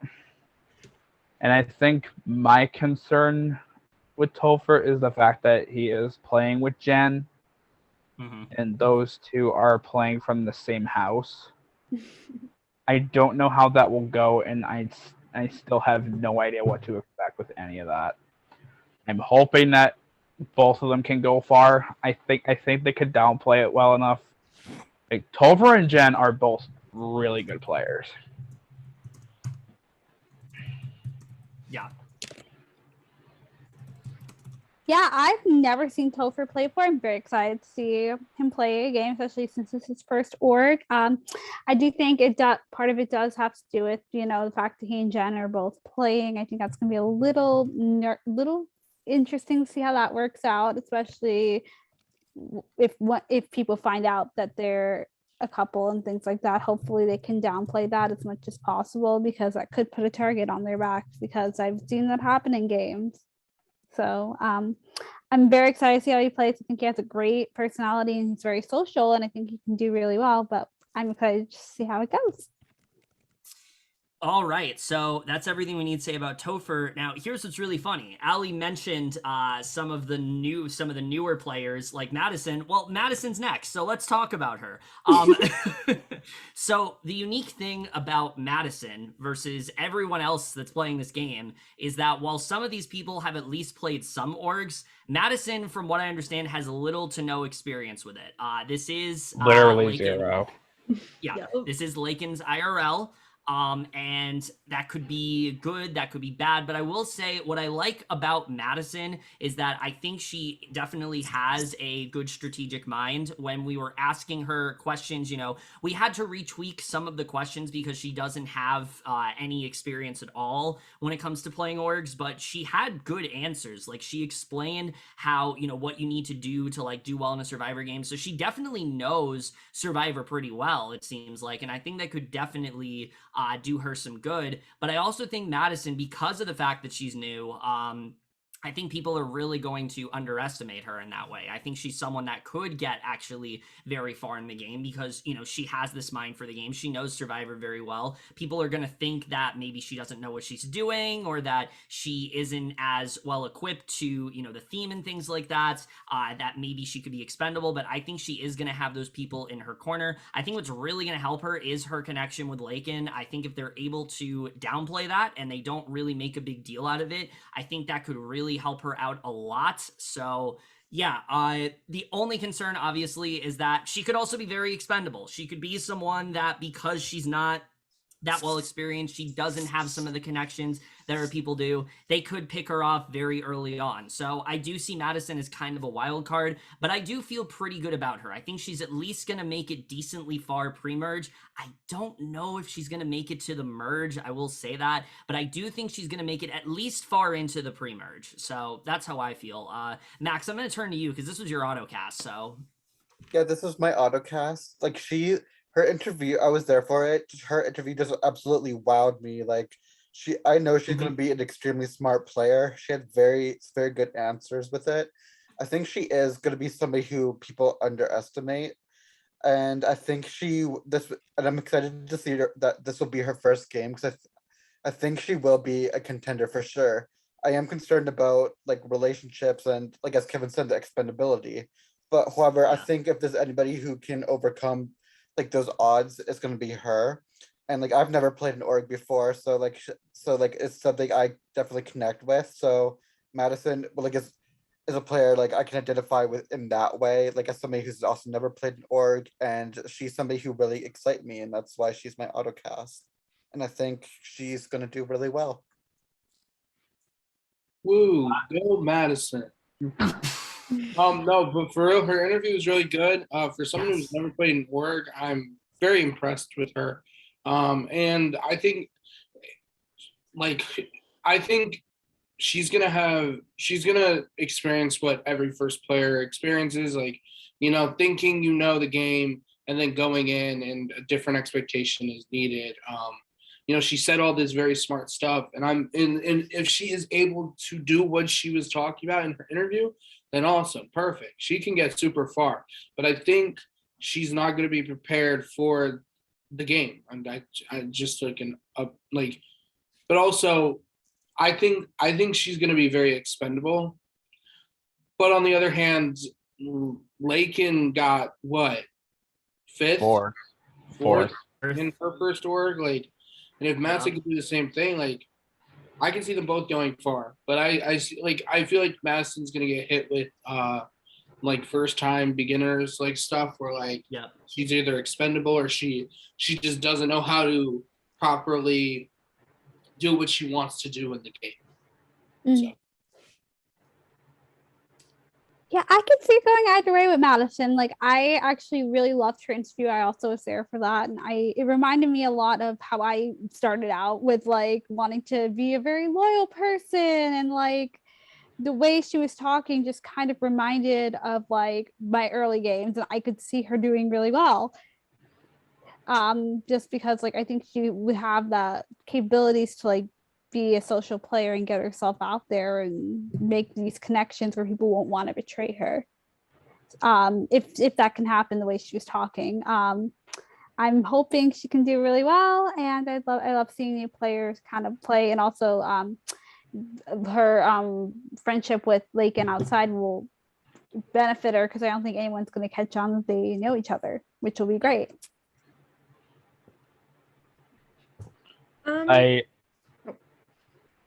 Okay. I am going to say let Allie go first because she has to go.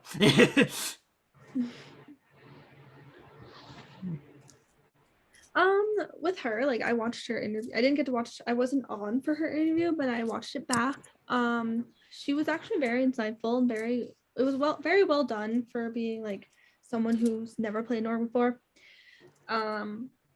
And obviously I don't think anyone's gonna like clock her in Lakin because like nobody really knows.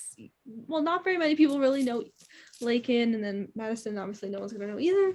So I feel like they're gonna like manage the game very well, and like no one's gonna know about their duo. So I think I can see her making it far, but it's honestly hard to say because she is new. So she could be like maybe early merge or like late pre-merge, but I'm excited to see how well she does for her first org, because there's obviously people who do super well their first time playing. So I'm just excited to see what happens with her. All right, now you can go, Mike. Okay, yeah, back to me. I think Madison really stood out as a brand new player. Madison really understood the assignment. Like, she understands the game pretty well. We don't know how she's gonna play. She's brand new. And what I feel as though could be a risky like con is that I think her and Lakin will do really well. I think Lakin being on the cast will give her a lot of agency as a brand new player.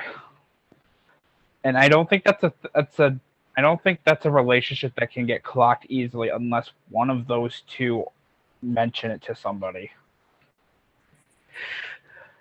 Because while Madison is brand new, Lakin is also semi-new. And the only real concern for their connection with anybody in the org community is simply the fact that she's Austin Huff's cousin. And Austin obviously is not on our cast. Yeah. So I think, to go back to Lakin, this is actually a point that I just realized. This will be her first game without her cousin being involved. So I look forward to seeing how differently that's going to go for her, and also that transcends to Madison as Lakin's IRL friend. Yes. And even with that, Lakin told us she would have one of her real life friends apply for this. And that stands out to me because, like, her cousin's a production member for Experiment, and Madison hasn't played Experiment. I think that's really neat. And I look forward to seeing what Madison can bring to the table, with that being said. Yeah, I'm very excited to see what Madison does for sure. I think she has a lot of potential, and I think that's all we need to say about her. So, we talked about Madison, and we're going to go ahead and move on to our next person. It's someone that I think a good majority of us have quite a bit to say about, particularly one person since it's his autocast. Let's talk about Chloe. Who would like to start? I'll start. All right, Okay, go ahead. so me and Chloe, we go way back. I played my first game with her in like January, and we were like super tight. And then we played 1984 again, and we were she was my number one. Chloe plays a very underrated game because you never know exactly what game you're gonna get. It could be chaos, sometimes it could be social, sometimes it could be under the radar. Sometimes she can get drunk and spin a wheel, and that's how her idol works. Like that, like the different gameplay that we can get from Chloe. I think she can get far. I think Chloe's very likable, and I think with this cast, like again, like I only see like very small road bumps for her, but other than that, I think she can go pretty far. Yeah, I mean, echoing what Seb said, I think Chloe is a very underrated social player for sure. I think that, especially going back to like YTS, like she was my ride or die in that game. We vibe like immediately, and we were never going to turn on each other. And she can be a really good ally, I think, like especially when it comes to, making connections and things like that. She's really good at that. I think if she's able to find her footing in this game, I think she's going to do really well. And I think that could really help her, or she's going to be really fucking chaotic. I don't really know which it's going to be. Judging based off her interview, I mean, who knows what she's going to end up bringing to the table. I think that's going to be a lot of fun to watch for sure. Chloe's going to be very entertaining. My only real concern is that I hope she's not inactive in this game. I hope that she is able to put effort in. I hope that she's around, at least semi-active, and has those connections. I think she'll do pretty well. I'm not entirely sure, like, placement-wise, how she's going to do, because, I mean, from what I've seen, Chloe's placement tends to fluctuate from, like, early pre-merge all the way to, like, close to the end of the game. So I don't even know how she's going to do placement-wise in this game, but I do think she's going to do pretty well. So that's my thoughts on Chloe. Yeah, honestly, I'm gonna echo what you said as far as like her. I think she's really awesome. I did want to work with her in YTS. Unfortunately, that did not work out. And in the last game we played together, she was inactive. So that's one of my biggest concerns with Chloe is possibly inactivity. I'm hoping she's active. I think if she is, she can go incredibly far and will be amazing to watch. And I can't wait to see what she does. I'm going to echo the echo because that's precisely what I was going to say. Like she's like has a very entertaining personality. She's super fun, super energetic and vibrant, but her concern is her activity. And if she's going to be inactive, that might just make her an early target again. But I think but with the fact that she does seem to have like a lot of different play styles, if she is active, it should be a really good season for her. Or interesting, both good and interesting. Yes. Yeah, I mean, a bunch of us were really wanting to cast her. Like we kept on reaching out to her. We begged, we did. We Yeah, did literally. beg. We very much begged. I want to say we begged Chloe to apply the entire time the casting was open. We did. It took her being like drunk on like a Tuesday night to be like, all right, I'm gonna finally do it. Yeah, she's definitely a really fun person, very energetic, very crazy, very chaotic. I think she'll do really well in this game, but like I'm just echoing what you guys said with the activity thing. I just hope she's active. I don't want this to be another 1984 CTC. So like if she puts in the activeness, I feel like she could make it to merge at least. I could see her winning if she gets it to the end, but we'll see. It's just tough because there's so many big players, but she's so chaotic. I can see her working with like the really chaotic people. But yeah, I think she'll be fun and social. And she seems to really want to play, so I'm just excited to see what happens with her. Well, I guess it's my turn now. I just have one question. Oh my god. That's what I said. Guess how much it was. 75 cents. This is not a good time. 75 cents. That's how much money Mike is betting on Chloe's chances in the game. 75 cents, yeah. 75 cents. Better than $75, Kevin. Shut Yeah, up. the Zookeeper costume, Kevin. Oh no. Don't draw on the screen.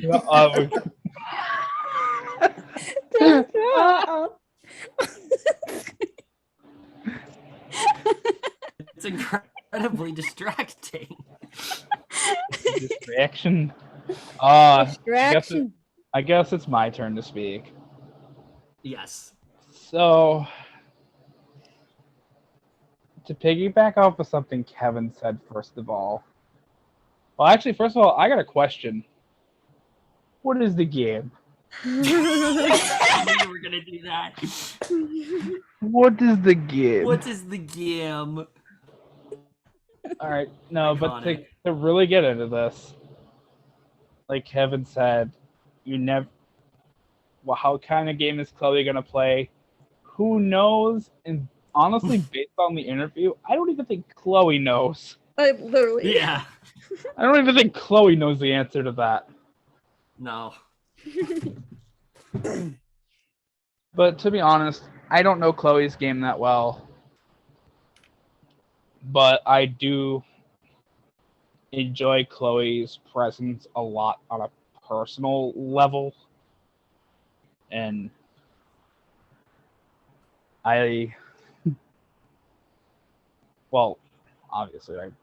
obviously she's my autocast. Like Yeah. I like Chloe a lot. She brings a lot of entertainment just anywhere. She is a very hysterical person. Always knows how to light up a call. And I'm not talking about just when she smokes. Makes a lot of people laugh a lot. And even at that, this interview was by far my favorite to be a part of. It was an experience. I've never seen anything quite like it. Why do I say this? Because the call we had this night, when we did her interview, the call lasted for 4.5 hours. Yep. Obviously, I couldn't be at the whole thing because of work, but when I joined, Allie, I'm speaking. No. This is my turn. Wow.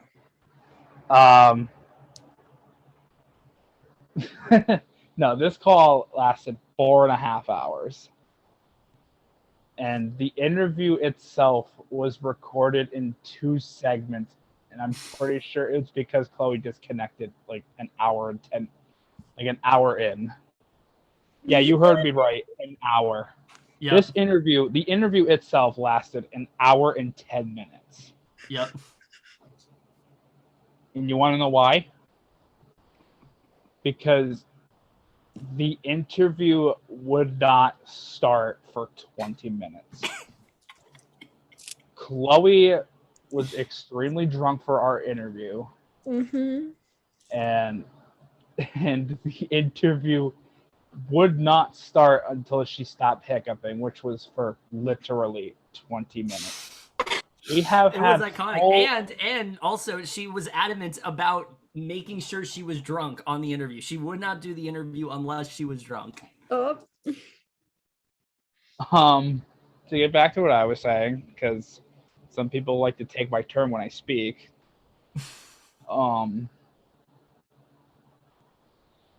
20 minutes. We have had interviews start and finish before Chloe even got to the first question.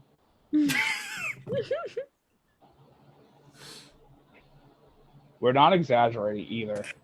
Yeah. These people laugh, but not because it's an exaggeration. It's because this shit actually happened. Yes.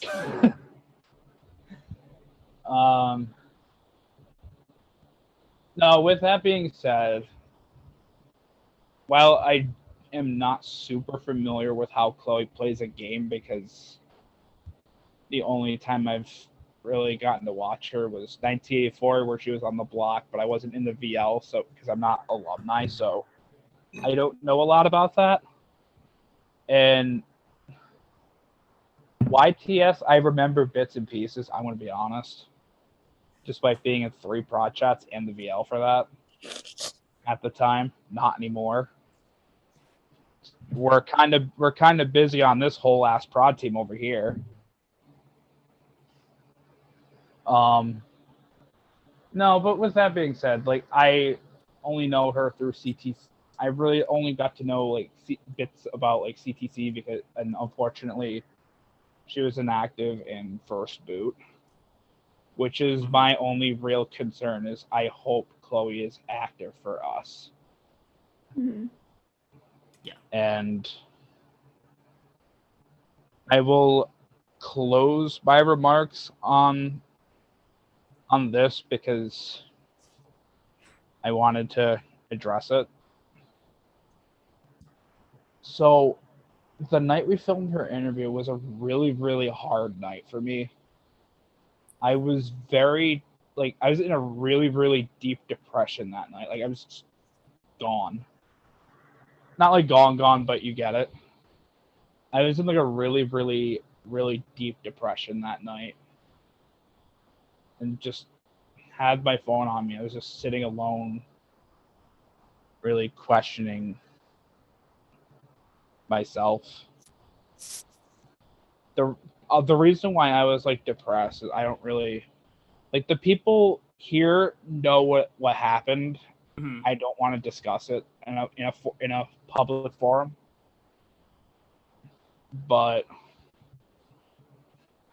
we did Chloe's interview that same night, and honestly,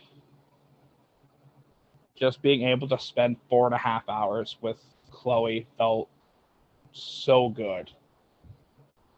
That interview / call felt so nice to have that night. And it really Chloe is somebody who genuinely did really, really like lift my spirits. So honestly, shout out to Chloe because Chloe is an incredible human being. And yes. I am very proud to say that this is my autocast for all of that reason. Absolutely. All right. So I think we've said all we need to about Chloe. We're going to move on to someone that, I'll be honest, I don't know that well. I don't know this next person all that well, but there is someone who this is his autocast, so I think he'll have a lot to say. Let's talk about Jeff.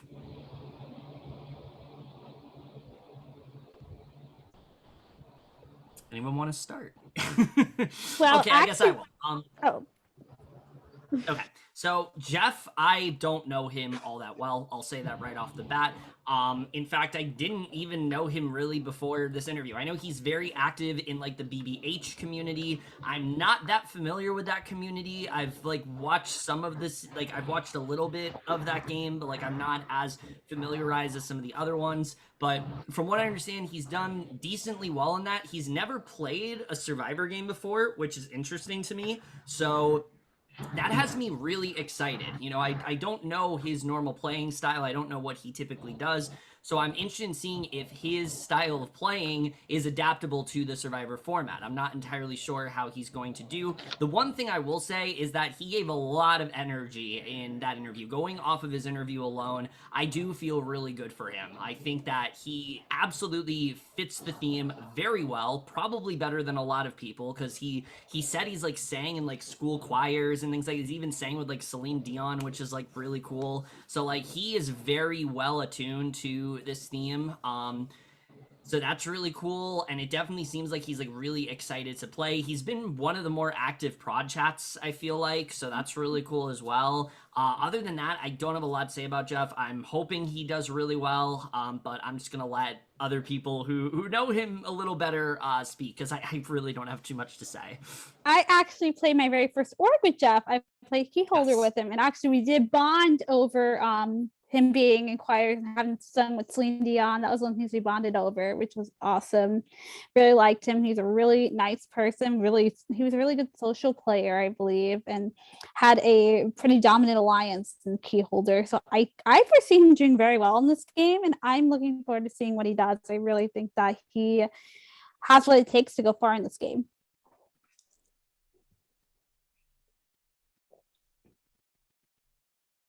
Is Seb here? Did he fall asleep? Seb? Oh, I hope not. Oh no, this is autocast. oh. Oh no. If we have to do it tomorrow, my hair is gonna look different. Hi, I'm here. Okay, Yes, I Seb. did pass out. We thought you fell asleep. I did fall Sorry. asleep. I definitely did fall asleep. Hi. Oh. I woke up, I hear that's his autocast. Yes, Jeff is my autocast. Everyone was so boring, I went to sleep till now. No, I'm just kidding.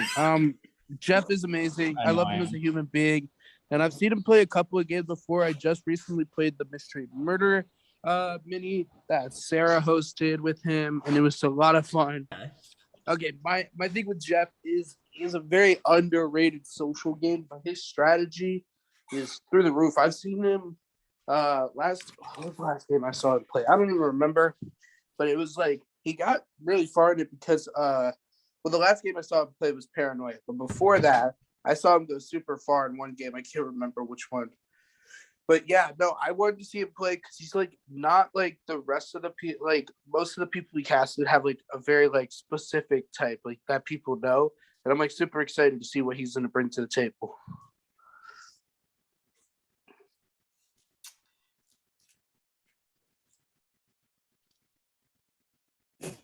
Not the line. Ellie might- It's fine.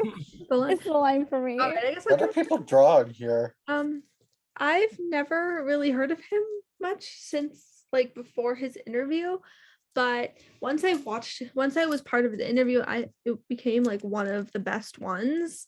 Just he really fits this theme, and like the things he mentioned, like I feel What like do you mean it became one of the best ones? I feel like it's like one of the stronger interviews.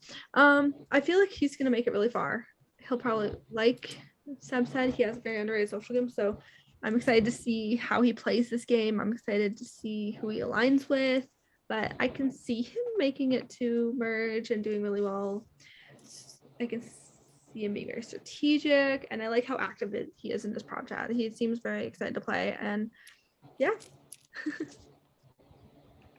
I'm definitely excited to see him play because like I'm somebody who loves watching social games. Like when I'm a jury member, I always try to analyze people's jury games over their comp games. So I'm really excited to see how Jeff plays. Like because social games do end up underrated, and I really cannot wait to see how Jeff uses the social game to navigate through it.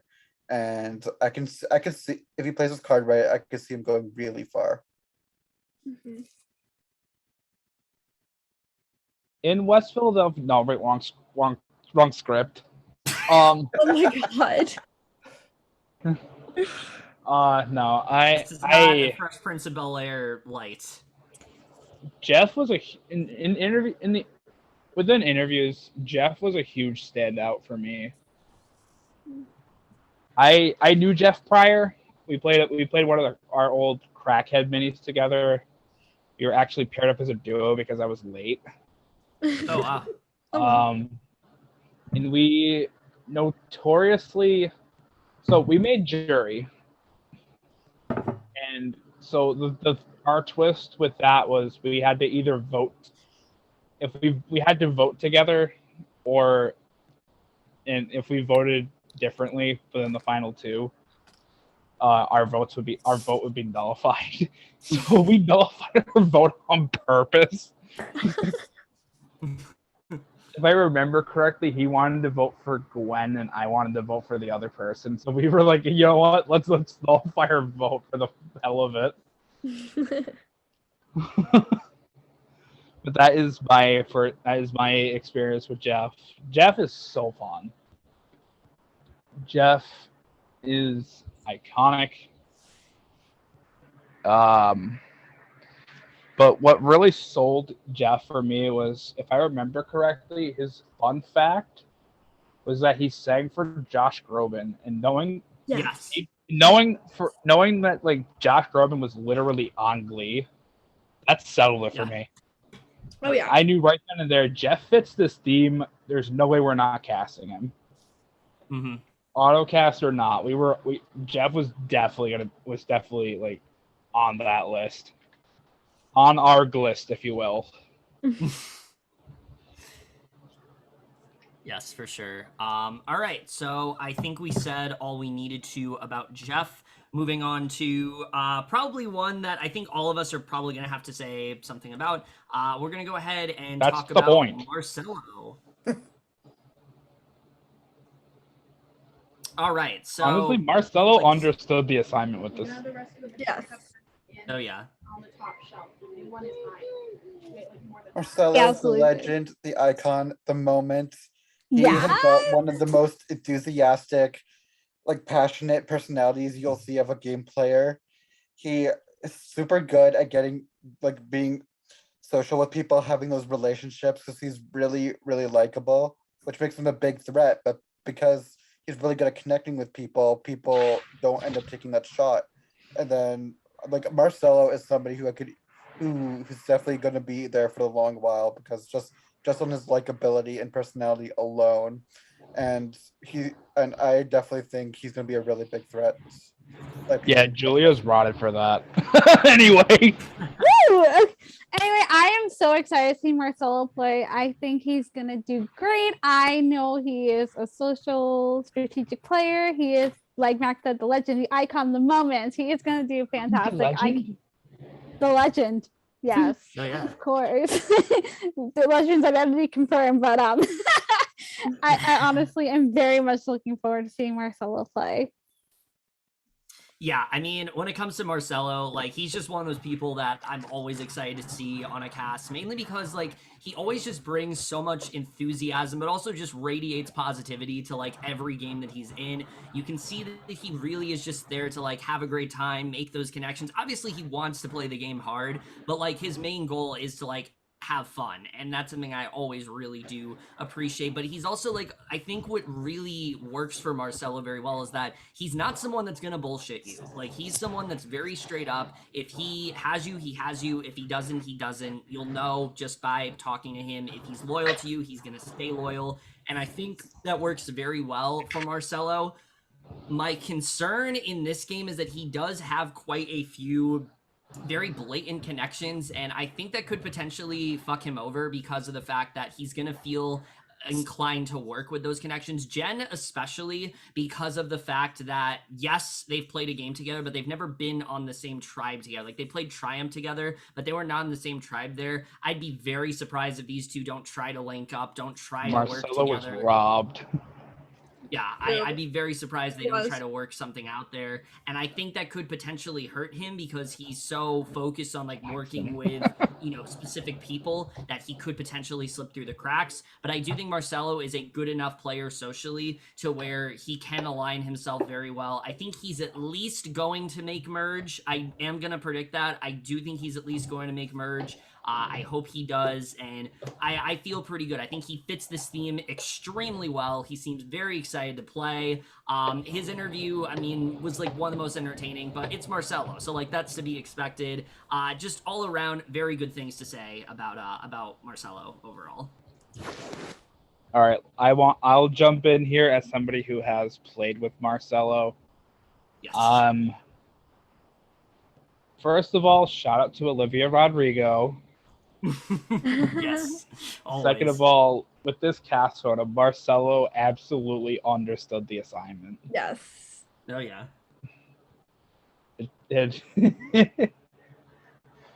No, but Marcelo is one of the funniest, most positive, most upbeat people you will ever come across. And unfortunately, from a game standpoint, that gets very, very threatening very fast. Yes. As evident by BB Disney, which we played together. Granted, I did not vote Marcelo out. But Marcelo was unfortunately clocked at live night as like that, as being like that likable social person, where it does, and I will say it does work for him as far as I know. Like Marcelo was one vote shy of winning Triumph. Yep. Thanks, Jackson. No kidding. Wait. Anyway, no, but Marcelo is a great, entertaining player. We did go back and forth on Marcelo because of prior connections being in the game with him. But hey, that's hard to get around when you're such an upbeat, positive, likable person like Marcelo is. Oh yeah. And even though we only just played a game together, I've known Marcelo for over a year as well through the Sequester community. And I am thrilled that Marcelo is now in our community here. Yes. Yes. And, one more thing I will say. Oh, what were you gonna say? And that's on everybody's straight bestie. I had something else I was going to say, but I can't remember it now. I am so excited that Marcelo applied, just because like you can't have a game without him, just like with Keaton and Jesse.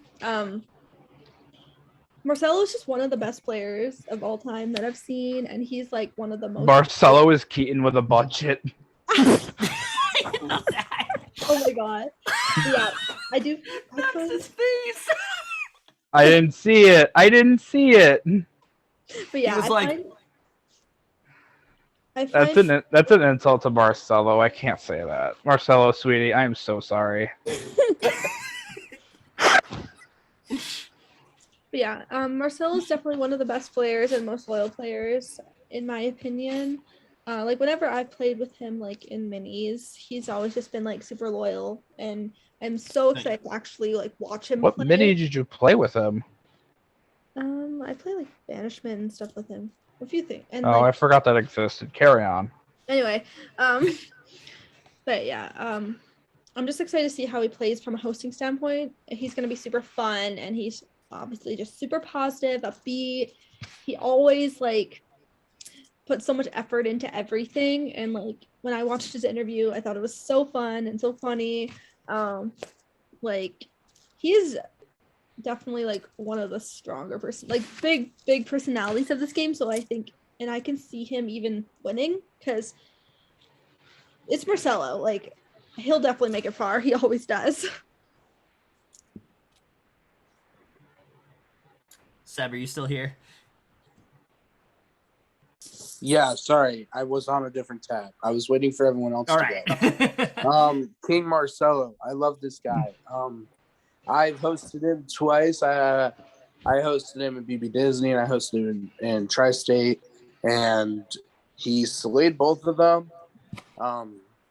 Marcelo just has this social gameplay that like is so riveting. Like everyone wants to talk to Marcelo, whether like you're working with Marcelo or you're against Marcelo, or honestly, you're not even just talking to Marcelo. You know Marcelo's in the room, you know Marcelo's on the call. Like Marcelo is such a good social player, and on top of that, he's proven in the past that he can play both a hero game and a villain game. He showed his heroic side in BB Disney, but he also showed his villainous side in Triumph. Yep. And I think he's a very good blend of things. It's just the issue with Marcelo, and it's not even a Marcelo issue. Is that everyone and he says it all the time. He breathes and people want to kill him, which is true. He's very people just think he's very threatening when he really does nothing in the game. Like the first few weeks, they'll be like, "Oh, it's Marcelo, it's time to go," when he literally does nothing.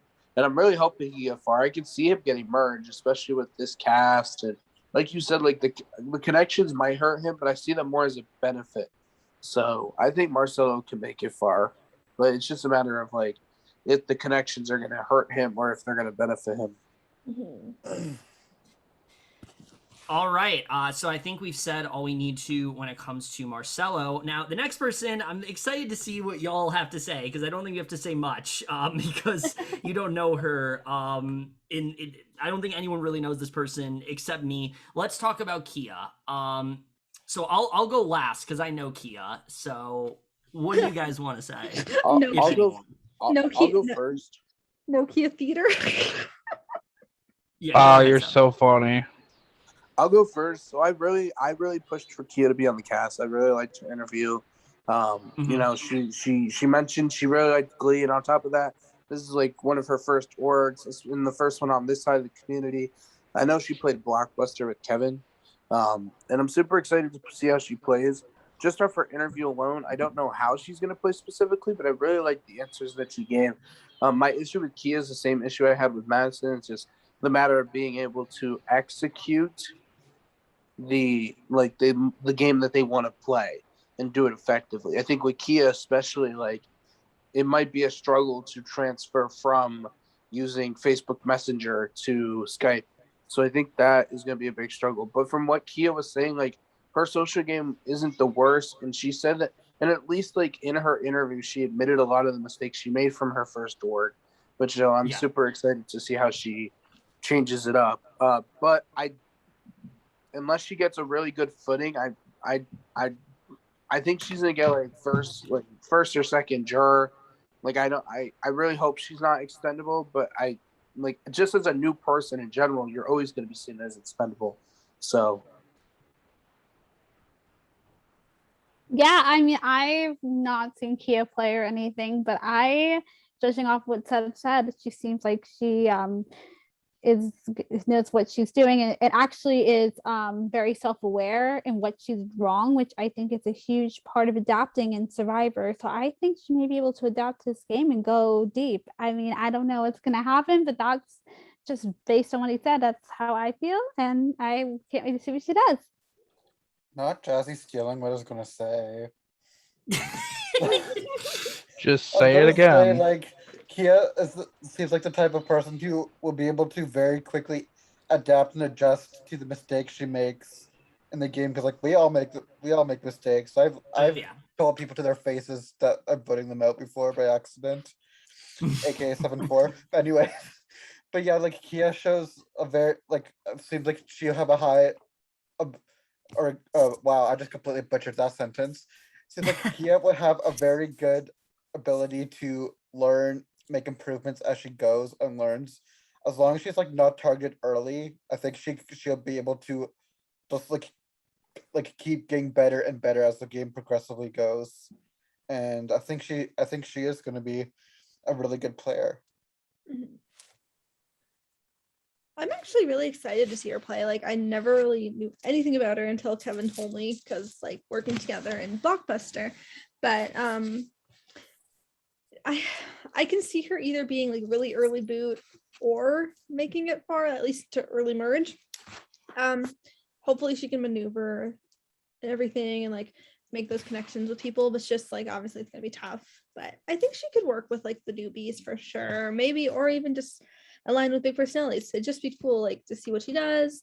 And like she seems really like insightful and everything. And her interview is actually a very good one. And yeah, I just can't wait to see how she plays. And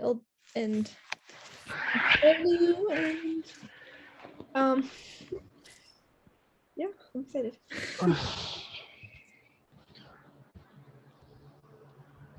So Kia was originally an alternate. Yes. I missed her interviews, and I don't know her that well. So I'm gonna keep this short and simple. All right. Okay, maybe I don't really have any opinions. I'm just gonna I mean, it's echo okay whatever. if you don't. I'm just gonna be complacent as fuck here and agree with everybody else. And yeah, go Kia, woo. Okay, so I'll talk about her as someone that knows her. Yeah, Kia was definitely one of my closest allies in Blockbuster. Aside from that one alliance I talked about, she was possibly my closest ally in that game. I always Shady felt good with ladies. her, and things like that. And I think she played a pretty decent game in Blockbuster. You know, she was in an alliance with me for a little bit, that kind of imploded because of her putting up someone in that alliance and not having the connections to Self-implode. get that person out. What? Self-implode. Not that. And then, you know, the emotions kind of got to her, and it did get her to, unfortunately, end up leaving the game. But I mean, like Seb said, something that's good about her is that she did own her mistakes. She wants to come into this game knowing what she did wrong and things like that. I'm not gonna lie though, I'm a bit worried for her in a few aspects. The one thing that is a little bit concerning is the fact that she just went from a game like Blockbuster, which almost every comp is live for that.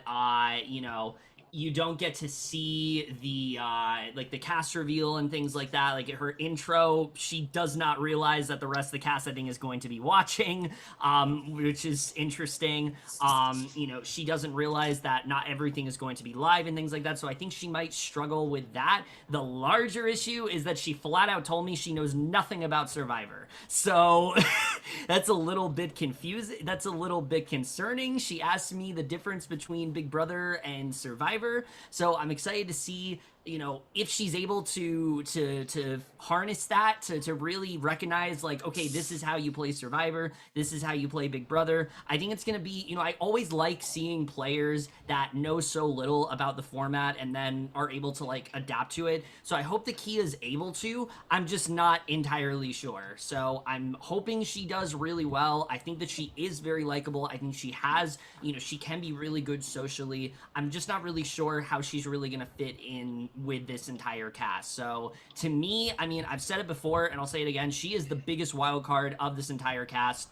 Yeah. How she's gonna do for me remains to be seen. She could be, you know, expendable, or you know, she could be expendable early on because she just didn't have the connections, or she could get really far and becomes like this big, like, you know, threat that nobody really saw. I mean, I honestly don't know how she's gonna do. I'm rooting for her. I hope she's gonna do well, but like I said, I definitely have those concerns. So yeah, that's really what I have to say about Kia. I hope she does really well. I'm honestly glad that she did end up being on the cast. She was initially an alternate, like we said, but she is someone that did have a pretty decent interview, and I think overall I want to see her play more games. I want to see her have, you know, a good game experience, which Blockbuster mostly was. It just got a little bit for her towards the end. So I'm excited to see how she really does do. So that's everything we have to say about Kia.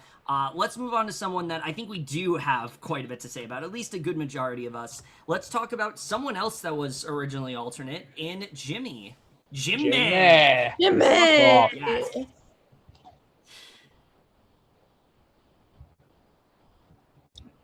Hello. Anyone?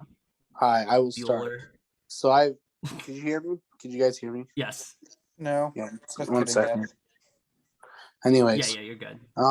So I hosted Jimmy twice. I hosted Jimmy in the Big Brother season of Disney called Epcot. And then I hosted Jimmy again in Room Limit Level Up. In both of those times, I think Jimmy's game is very criminally underrated. Jimmy, especially in Level Up, he had a lot of control, especially with spreading information and it not coming back to him. I know Jimmy, at the time, At the time of this recording, Jimmy had just gotten third in Survivor Amethyst, so we know that Jimmy can make it far in a Survivor game. In this cast, I'm a little scared for him, but I also know Jimmy. I know that he can make it far. I know that he can make the social equation. I mean, Jimmy made the best alliance, or one of the strongest alliances I've ever seen in the game. He's the one who created the Cast Iron Kittens, and if he can create that, then I know for a fact that he can create another alliance that'll get him to a point where maybe he won't get cut for third. He'll win the game. But I see Jimmy getting like 7th or 6th. Yeah, I haven't played with Jimmy before. I've seen him play a bit in both Epcot and Level Up, and he's definitely a really good player. Something I really do like about Jimmy is that he's up front. He's not someone that is just going to sit back and watch things happen. He really is going to be the one to try to make something happen, and I think that's going to work out well for him. But similar to Seb, I don't really know where he fits in this cast. I think he's going to be entertaining for sure. I'm just not really sure how he's going to do. I'm going to bet that he at least makes it far pre-merge. I don't know if he's going to make it to merge. I could very well see him going like late pre-merge, like right before the merge happens, but I'm not really sure. I think Jimmy's a very entertaining player. I think he has a lot of passion. He definitely really wanted to play this game. That's one of the reasons we made him a top alternate, is because of the fact that he showed a lot of enthusiasm. He showed a lot of passion, and I think he's definitely going to bring that into the game. He certainly fits the theme very well. I mean, holy shit, can he sing? I did not realize that he could sing as well as he could. So, like, that especially makes me very excited. And, you know, I think just in general, Jimmy is a very fun player to watch, and I think he is going to be fun in this game. Like I said, I'm just not entirely sure how he's going to do overall. That remains to be seen for me. I hope he does well, but we'll have to see. I am so excited that he applied for this game.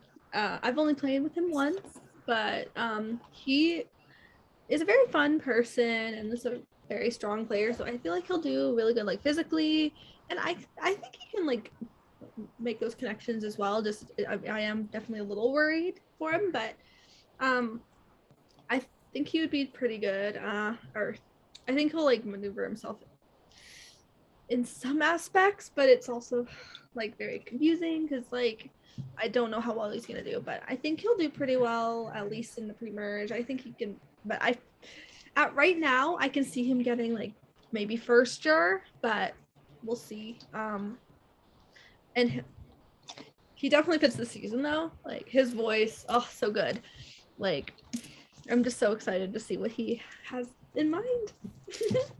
Yeah, I'm gonna echo what my fellow co-hosts have to say. I really don't know Jimmy that well, but I'm excited to see how he does in the game. I feel like he will be entertaining, and I'm looking forward to seeing how he does.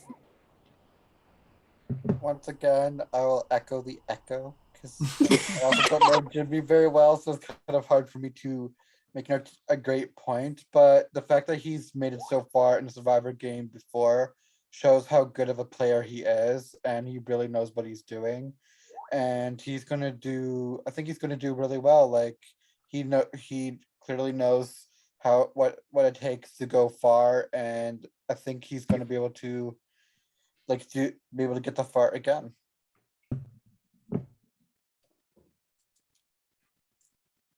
Oh yeah, that leaves me. Okay. Yeah, I was gonna say, you didn't say anything Right? yet. Okay. So Weights.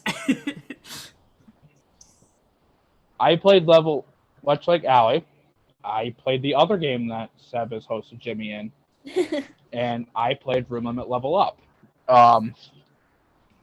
During this time, I really got a feel for Jimmy and formed a solid relationship with him, in that I felt good with him. I think he felt good with me too. I did not know about the Cast Iron Kittens, obviously, so I thought Jimmy was like kind of like floating here and there. But I think that's a detriment to how Jimmy plays the game. is that like a lot of what Jimmy did, I had no idea Jimmy was behind. And like for example, when Billy Vance got blindsided in Level Up, I thought that was Jen saving herself last minute. And I had heard when the game ended that that was actually Jimmy's move. And I was like, whoa, nice. No. But Jimmy was someone I actually found very fascinating. Like Jimmy opened up about like his like backstory and everything. It was just so interesting to me. And another thing that came as a complete shock to me is that I didn't know Jimmy was as old as he is. I thought he was a lot younger. Yeah, he's the oldest player on the cast. Oh, Sure. Yeah, Jimmy is definitely the oldest. But no, Yeah, Still very youthful. very youthful. I agree. yeah. I was very sad to have had Jimmy on the alt pool because I wanted to cast Jimmy very badly. And I'm very excited to be hosting Jimmy myself now. And I do want to mention, I don't know if we mentioned that, did we mention that, I don't mean to piggyback this far back, but did we mention that Sam won, what was it, YTS? Yeah, Seb mentioned it. Okay. We mentioned that Jimmy just got third in Amethyst. Yes. But I'm pretty sure Jimmy won, I want to say Trinity. He did. I don't remember. I'm not in the Facebook group. That is I don't know not much true. about that game. No. Jimmy was on prod for Trinity for a bit. Jimmy won something, I'm pretty sure. Yeah, he won YTS. Okay, that's what I'm thinking of. He won like an early season of YTS. So Jimmy had. So well, the point I was trying to make was Jimmy has definitely won something before. I just wasn't sure what. Oh no! It was JJ and Jerry that won Trinity, right? Yeah. That's where I'm getting it mixed up. Cast Iron Kittens and Jerry. Yes. Yeah. Jerry, well, it's off topic, but I know Jerry like won the most, from my perspective, the most talked about Trinity season, Forged by Fire. Yeah. But Jerry, this is not Jerry, so let's get back to Jimmy. Yes. But no, Jimmy won YTS. I got my games mixed up. And I am very optimistic and hope that Jimmy could potentially win another game here. And I'll close off by saying, like, Jimmy is a very good social player. To the point where I didn't want to vote Jimmy out. The only reason why I voted Jimmy when I did was it was the only name I heard. And I just got scared for my own safety there. I don't know who the vote was between, so yeah, there's that. All right, so I think we've said everything regarding Jimmy. Unfortunately, the next person we do not have a graphic for yet, which is unfortunate because for me, this is one of the people I feel the strongest about in this cast. Let's talk about Nick.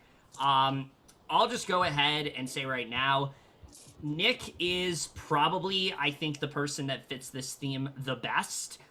Their interview, the impact that Glee has had on just every single aspect of their lives, you really did feel that. They're not just like a small Gleek, they are a huge Gleek. This is something that means a lot to them. And just the fact that they're able to play in like a Glee themed org that has me very excited. And, you know, I'm very excited to see, you know, I feel like they're going to put a lot of passion in this game just because of that, because they want to do well in a game that, you know, means a lot to them. So that's something that, you know, I was very high after them. Like, we have to cast them after this. Like, this interview is too good. It was probably my favorite interview besides Brandon's that we've had. So yeah, very high on that. But getting into Nick as a player, I do think that they can be a really good player for sure. Obviously I've played a couple games with them, BB Disney, in which I think they played an all right game. They were pretty quiet throughout most of it, and then they started to get in there a little bit more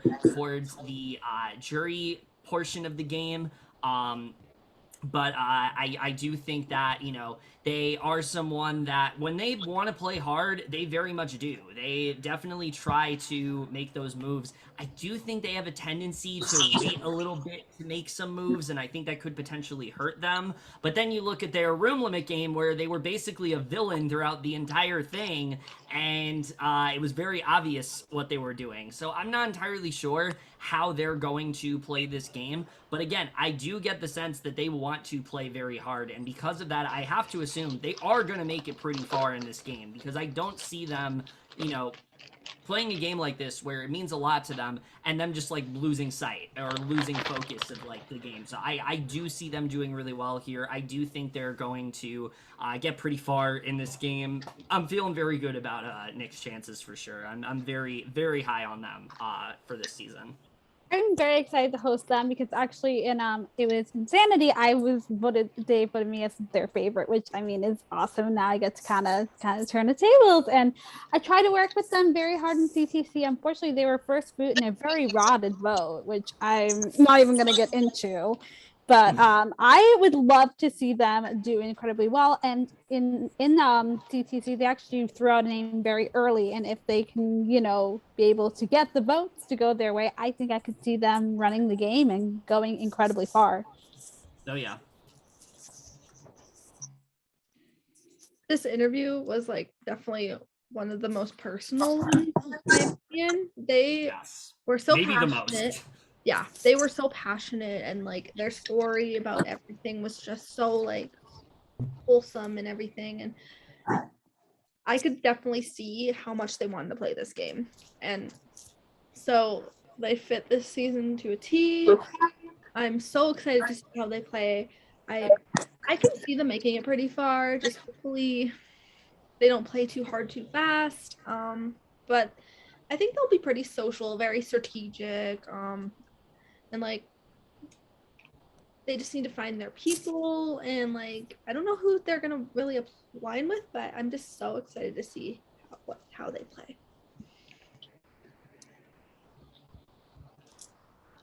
Yeah, I could be wrong, but I think I've actually known Nick the longest here. Yeah, I think so. I met Nick in my second ever Skype org. Mm-hmm. Nick was on my starting tribe in Pro Survivor Season 14. And unfortunately, things did not go their way, more so personally. And that, I apologize. They had a family emergency at the first vote. And so somebody in the tribe chat was like, "Oh, so we're sacrificing Nick tonight, right?" We were like, "Huh? What? I'm just saying no. For what?" For whoever threw that out about them. Oh, it was so funny. Like, no. That was like one of the memes of the season. No, but yeah, dude, I lost my train of thought, so I want to like repeat some. But like, yeah, someone in the tribe chat was like, "Okay, so we're gonna sacrifice Nick, right? Because Nick at the time was inactive, if I remember correctly." Shout out to Kendall though, because Kendall, I don't know if anybody here knows Kendall. Kendall's the one who said that in the tribe chat, and then got first boot for it. Oh my god. But I did end up voting with Kendall. I voted Nick out as well that round, but only because Kendall and I were working together, and Nick had not talked to me. But Nick then ended up like getting ejected for, I want to say it was an activity. I don't remember the reason. I was already out of the game at this point because I was 4th boot. But with that being said, I've seen Nick around in our community, in the community before this community. Mm-hmm.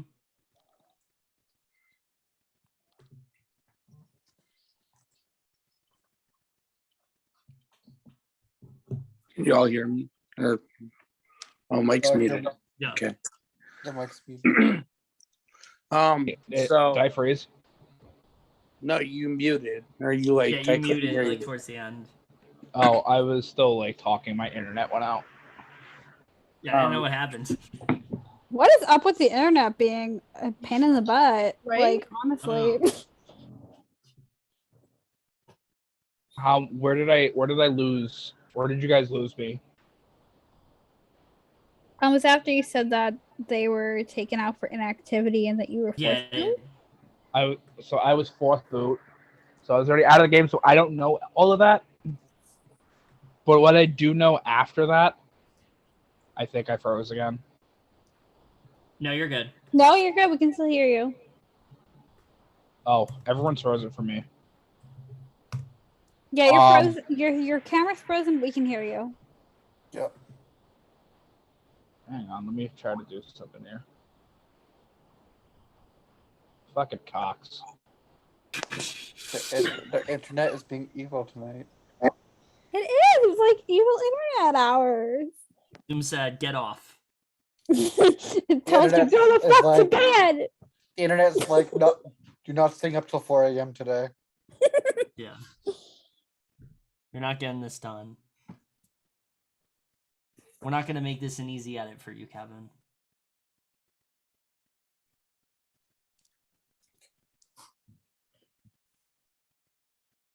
Waits. Okay. You can go ahead. You can Sam. go I ahead. can go. I can go. Okay. So I've hosted Nick 3 times now. Hosted them in BB Disney, where their game was okay. But the jury didn't respect a lot of it. They played Hotel Room Limit, where they were a complete villain, and they really like ran a lot of the game. And then we had Tri-State, where they were kind of thrusted into the bottle, and they didn't really have a chance. So this game, I'm excited because like it's I think they're gonna do well. They seem very passionate about the game, and they have a story behind it, and I think that's going to motivate them to just continue. Nick's track record has been kind of all over the place, so I don't know where they're gonna place, but I think they're gonna do well.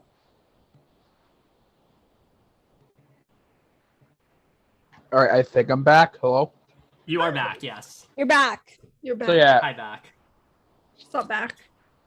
so like I was saying We'll see. before, let's hope the internet doesn't fuck me over this time. You said you got 4th. I got 4th boot, Yes. so I was out. I don't know what happened with Nick in pro, but flash forward a few months, here I am watching a sequestered mini, and I see Nick in the final 2 of the I want to say this was the 2nd Pride mini. Yeah, it was the 2nd Pride mini. Feud. It was Family Family Feud. Feud? No, he got Yeah, that was it. they. Sorry. I am very frustrated with myself with that. So yeah, they got taken back from Pride 2 or 1, I don't remember. Now, Family Feud mini. There they are in the final 2 with arguably one of the best sequester mini players in that community. And they end up winning. And I'm like shook.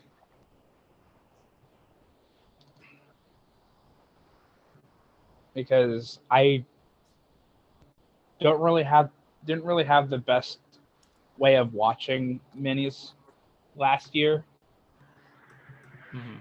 And I only knew Nick from Attack-A-Vac and Pro Survivor, so I'm like, whoa, this is crazy. But I want that. I mentioned this as a detriment to how good of a player Nick can actually be. That, in addition to being, correct me if I'm wrong, player of the season for Hotel Room Limit. And from one room limit sixth placer to another, I am very excited to be hosting them because they showed a lot of passion for Spotlight, a lot of passion with Glee, etc., etc. I will finally close my statement here by saying yes, I am looking forward to hosting Nick. All right, so now that we have discussed Nick, we're going to go on to our second to last person. We're almost done here. We have our second to last person here. Actually was the last interview of the entire casting process. Let's talk about Brian. Wasn't Daniel the last interview? No. Brian was the last one. Danielle went immediately. Brian went like a day later. Yeah. I am super excited to see Brian play, especially because of how well he did in my season of CTC. Like, he played such a ruthless and incredible game that, like, I think this format is like definitely one of his best formats. I hope to see him do as well as he did in CTC. And he seemed so passionate during his interview, and I'm really looking forward to seeing him play. So let's talk about Brian. Brian's definitely someone that I think is very likable. He's someone that I do think has quite a few connections in this game. Sometimes he plays as Brian, sometimes he plays as Pennington. From what it seems like, he is playing as Brian in this game. I'll be honest, I want really Hannah know. Montana. I want the best of both worlds. Yeah.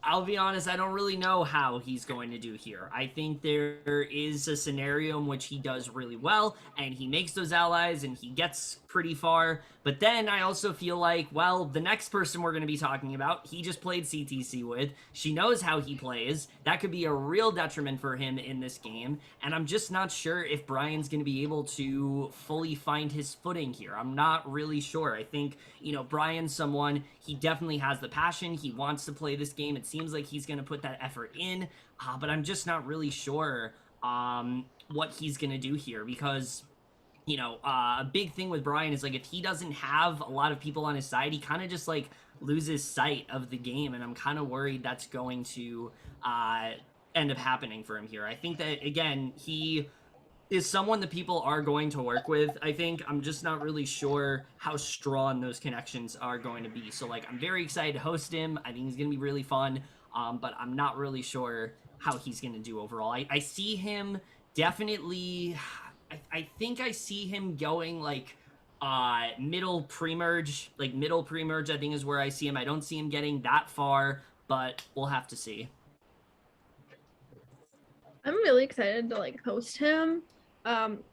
He was just someone who really seemed to want to play, but obviously, like, stuff came up, but then he was like, okay, I'm gonna play. So I thought his interview was very passionate and very fun, and he's just a very nice person overall. And yeah, I kind of echo Kevin there. Like, I can see him being pre-merge, but unless he really, like, I think he's gonna get swap fucked. I do. Unless he, like, solidifies himself really well, but we'll see. I'm excited. Someone I could see him working with. I can see him working with, like, Jesse, because they're both, like, kind of quiet-ish and, like, but, like, under the radar, sneaky kind of thing. Don't they have history? Well, yeah, did work together in YTS. I can definitely see them working together. But that's what I meant by history, Jazzy. I know what you meant by history, Mike. I didn't know if there's other games, so I was just bringing that one up. I was not talking about games. But yeah, overall, I'm just excited to see what he does.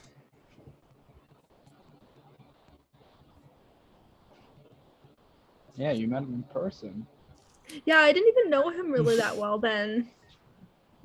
We talk very little, like brief. You Actually, talked funny about Spencer story. Brief. You know, Mike, how you like to bring up how on your Epcot or interview, like Brian didn't know who you were. When I mentioned Brian was on prod for BB Disney, Allie didn't know who he was. So Oh, that's true. That's funny because that's the first thing she told me when I did my interview for Epcot. yeah. I think Thanks for killing my joke, by the way. I think I forgot he was on prod for a sec. So with that being said, I'll step in. I forgot who we're interviewing. I mean, not interviewing. I killed my own joke. I forgot who we're talking about here. Who is this? The real I don't Brian. know. The real, Brian Pennington, you don't know. I mean, Who is? Yeah, but who is this? technically the real Brian Weber, not Madison Kimmery. Oh. What?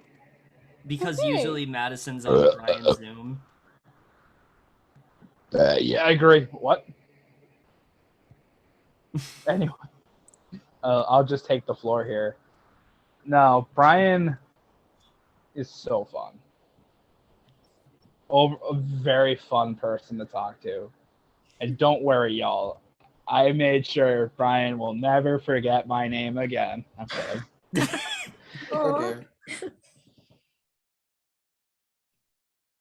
No, since my Epcot interview, okay, Seb is awake.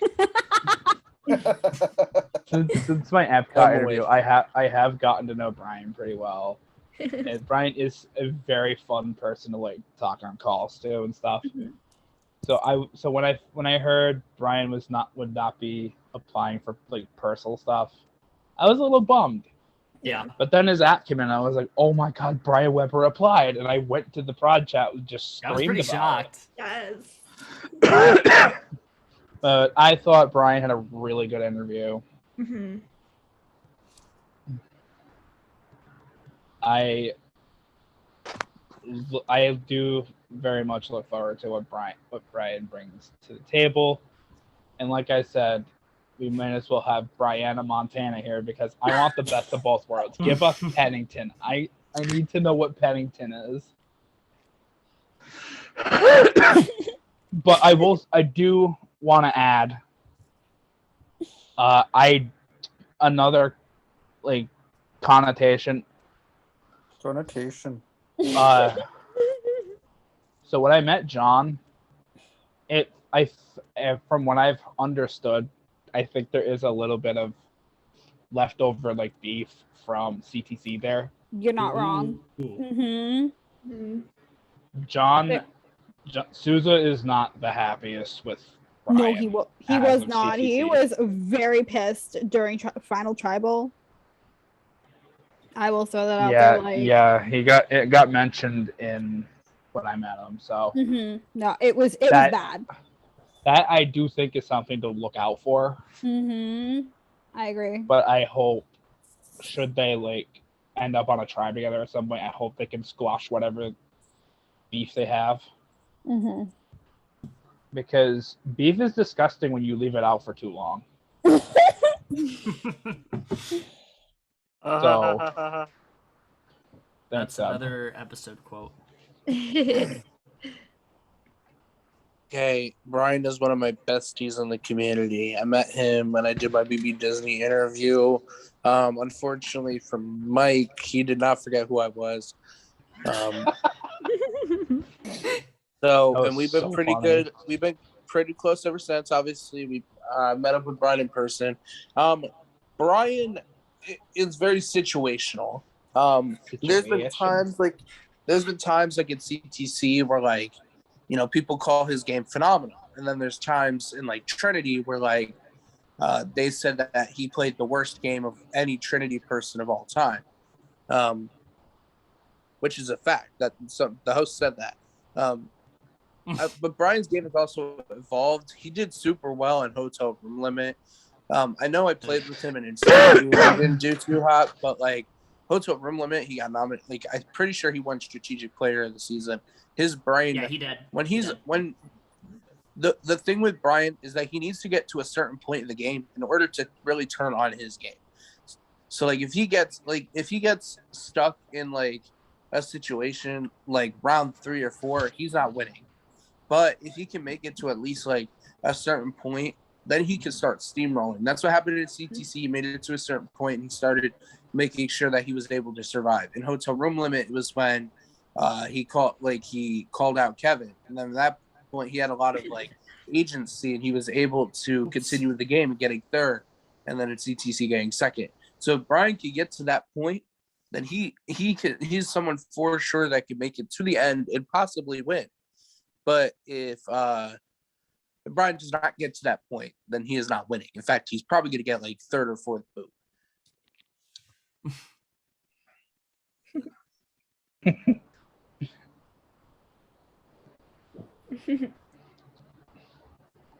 Max, did you say? Oh, did you sorry. Talk it? I got distracted. I'm having so many autocorrect issues tonight. No, you're all good. I just lost my train of thought as well. Dang it. I'll try to improvise. Brian's the type of person who gives me really positive vibes. I think he's somebody who completely lost my train of thought again.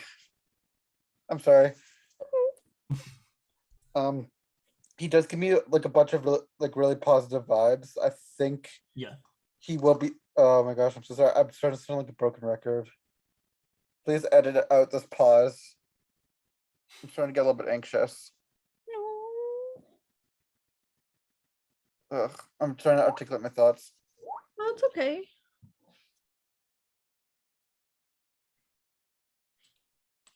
Sorry that I'm struggling with my thoughts right now. No, you're all good. It's okay. We all go through it. It's We're fine. we're almost done anyway. Yeah, you're doing good. Yeah. I mean, I might just be keep it short and sweet. Like Brian gives off really positive vibes for me, and I think he's gonna be really fun to have in the game.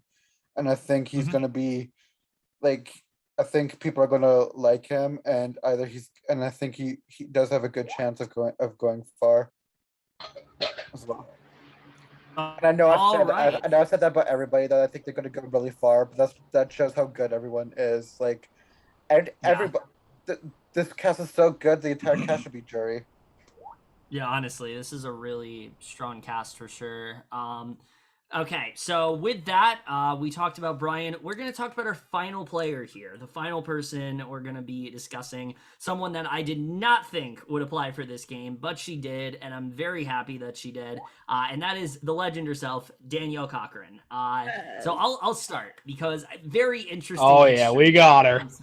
We got her.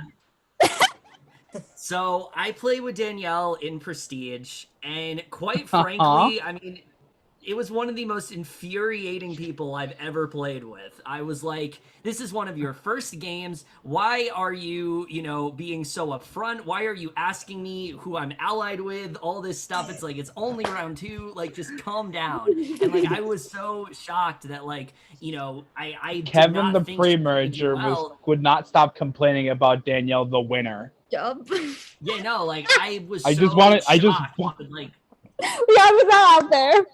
I just want it known. Yeah, no, I will fully the own person that. who got 16th was out here on our calls, complaining on a nightly basis about the eventual winner of said game. I just, at the time, I just didn't understand her game. And I think the thing I've come to realize about Danielle is she's able to do something a lot of people can't. A lot of the time when people are very upfront, very confrontational, they are, very aggressive in that way, they get clocked for it. And people, really don't want it because they're like, this person's playing too hard. We got to get them out. They're a big threat to win.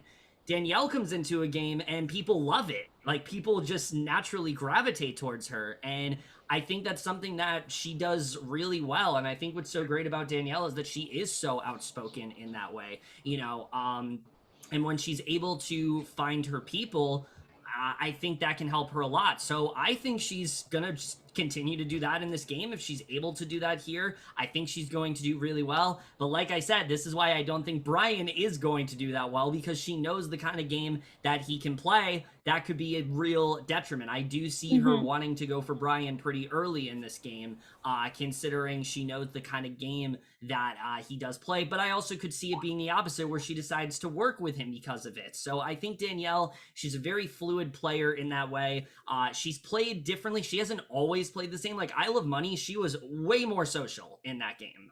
Way more social than like Prestige, where she was very upfront, very confrontational, very like in your face. But Isle of Money, it was way more of her relying on her social game. So she really can, you know, change up her game style if she needs to. And that's made me really admire her as a player. I feel like, again, most people could not accomplish the kind of things that she can. And the fact that she always gets far, like all of the games I've seen her in, she's either like the last like juror before final two, or she makes it to final two. That is an impressive feat, and I definitely have to applaud her for that. I think she's going to do really well in this game. I think she has the passion. I think if she continues to do what she's able to do, I see her doing really well here. So I see her making it really far in this game, potentially seeing her getting all the way to the end. I don't know if she's going to win, but I could very well see her getting very close to the end of this game. So yeah, Danielle's probably one of the people that I'm like the most confident that she's going to do like really well here. One thing about Danielle, she has incredible read on the game. Like, incredible. Like, she clocked a lot of people for a lot of things that they were trying to do in this game, and can get it really quickly. And I think that's going to really be to her benefit in the game. Like you said, she is very confrontational. She is also a good social player. Like, we aligned really quickly in CTC. We just kind of bonded very quickly and work together, and she's very loyal to the people who are loyal to her. And the thing with Brian, he kind of backstabbed her in the game by betraying our alliance, and I don't know how much she's going to be able to trust him, and if she's going to trust him. I think she may have like one eye open with him. So it's going to be very interesting to see that dynamic for sure. I'm really excited to see how it goes. So yeah, Danielle. One last thing. Oh, go ahead. Danielle, something I'm really excited to see, because like I got to meet her on Jazzy's prod chat, and I love her passion for the game. Like, I absolutely love like how strategic and smart she is, because like she clocked a lot of things in Jazzy's game, and she wasn't even in it. Like, Danielle is super smart. I do think she has a really good shot of making it to the end. She won Prestige for a reason, Kevin. One last thing I was going to say about Danielle. I mentioned before how I felt there was one person that Jules was going to absolutely ally with, and I do think it's Danielle. They both are, they both have children. I think they're going to bond over that. They're both parents. They're both in their 30s. I think they're going to bond very well, and I can see those two getting very far. Also, they have that Isle of Money connection. Nobody's going to know about that. I feel like that's not something, there's other connections in the game that people are going to focus on, and I feel like those two are going to work like very closely together. So yeah, that's something else that I think is going to go well for Danielle. Let me get this straight. So Max, you're a guy, correct? Yeah. In your 20s, right? We should work together. Kevin, you get? Yeah, exactly. That's what's happening. Allie, you're almost 30. Get the fuck out of our alliance. Goodbye. Anyways, Danielle. we got our own alliance, Allie. Don't worry. Wow, Danielle sees this to me. I'm trying to speak. Y'all keep talking over me. Thank you. Anyways, Danielle sees this to amaze me every time she plays. Like Kevin said, I've never seen her get like past like fourth. Like fourth, third, second, first are the only places I've ever seen her get. Like, she got second in Expedition, that Facebook org. She got first place in Prestige.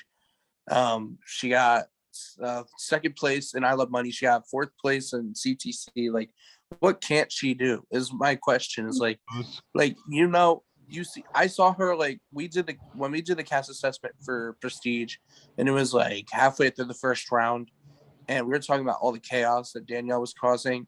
We were like, oh, Danielle's going like last pre-juror. No, she won. Like, and that's the thing. Like, she's so impressive. Like, her reads on the game are amazing. She's becoming more social with each game she's playing. And on top of that, Danielle could win a comp. Like, Danielle could. I'm afraid of like the theme of the season might not be Danielle's theme to like go off on.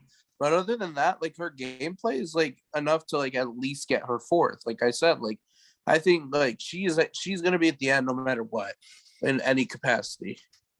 Oh yeah.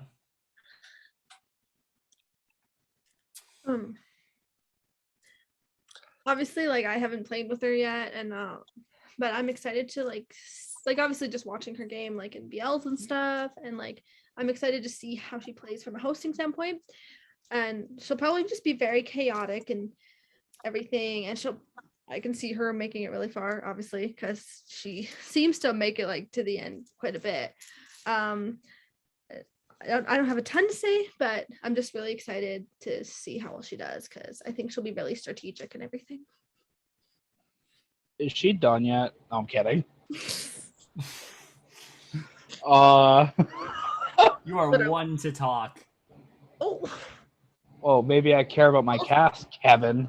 we're all weirdos. So, on the topic of Danielle, I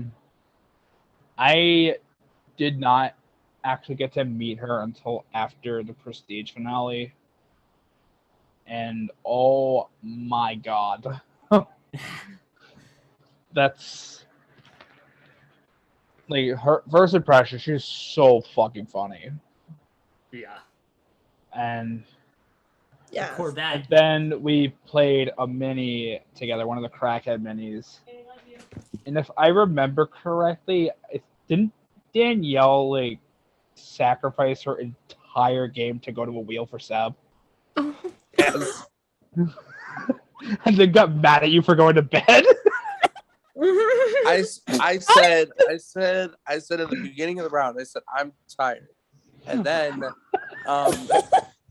she was like, "Oh, I'm gonna go to a wheels." She got out, and then Hearn got out, and I said, "You know what? I'm going to bed.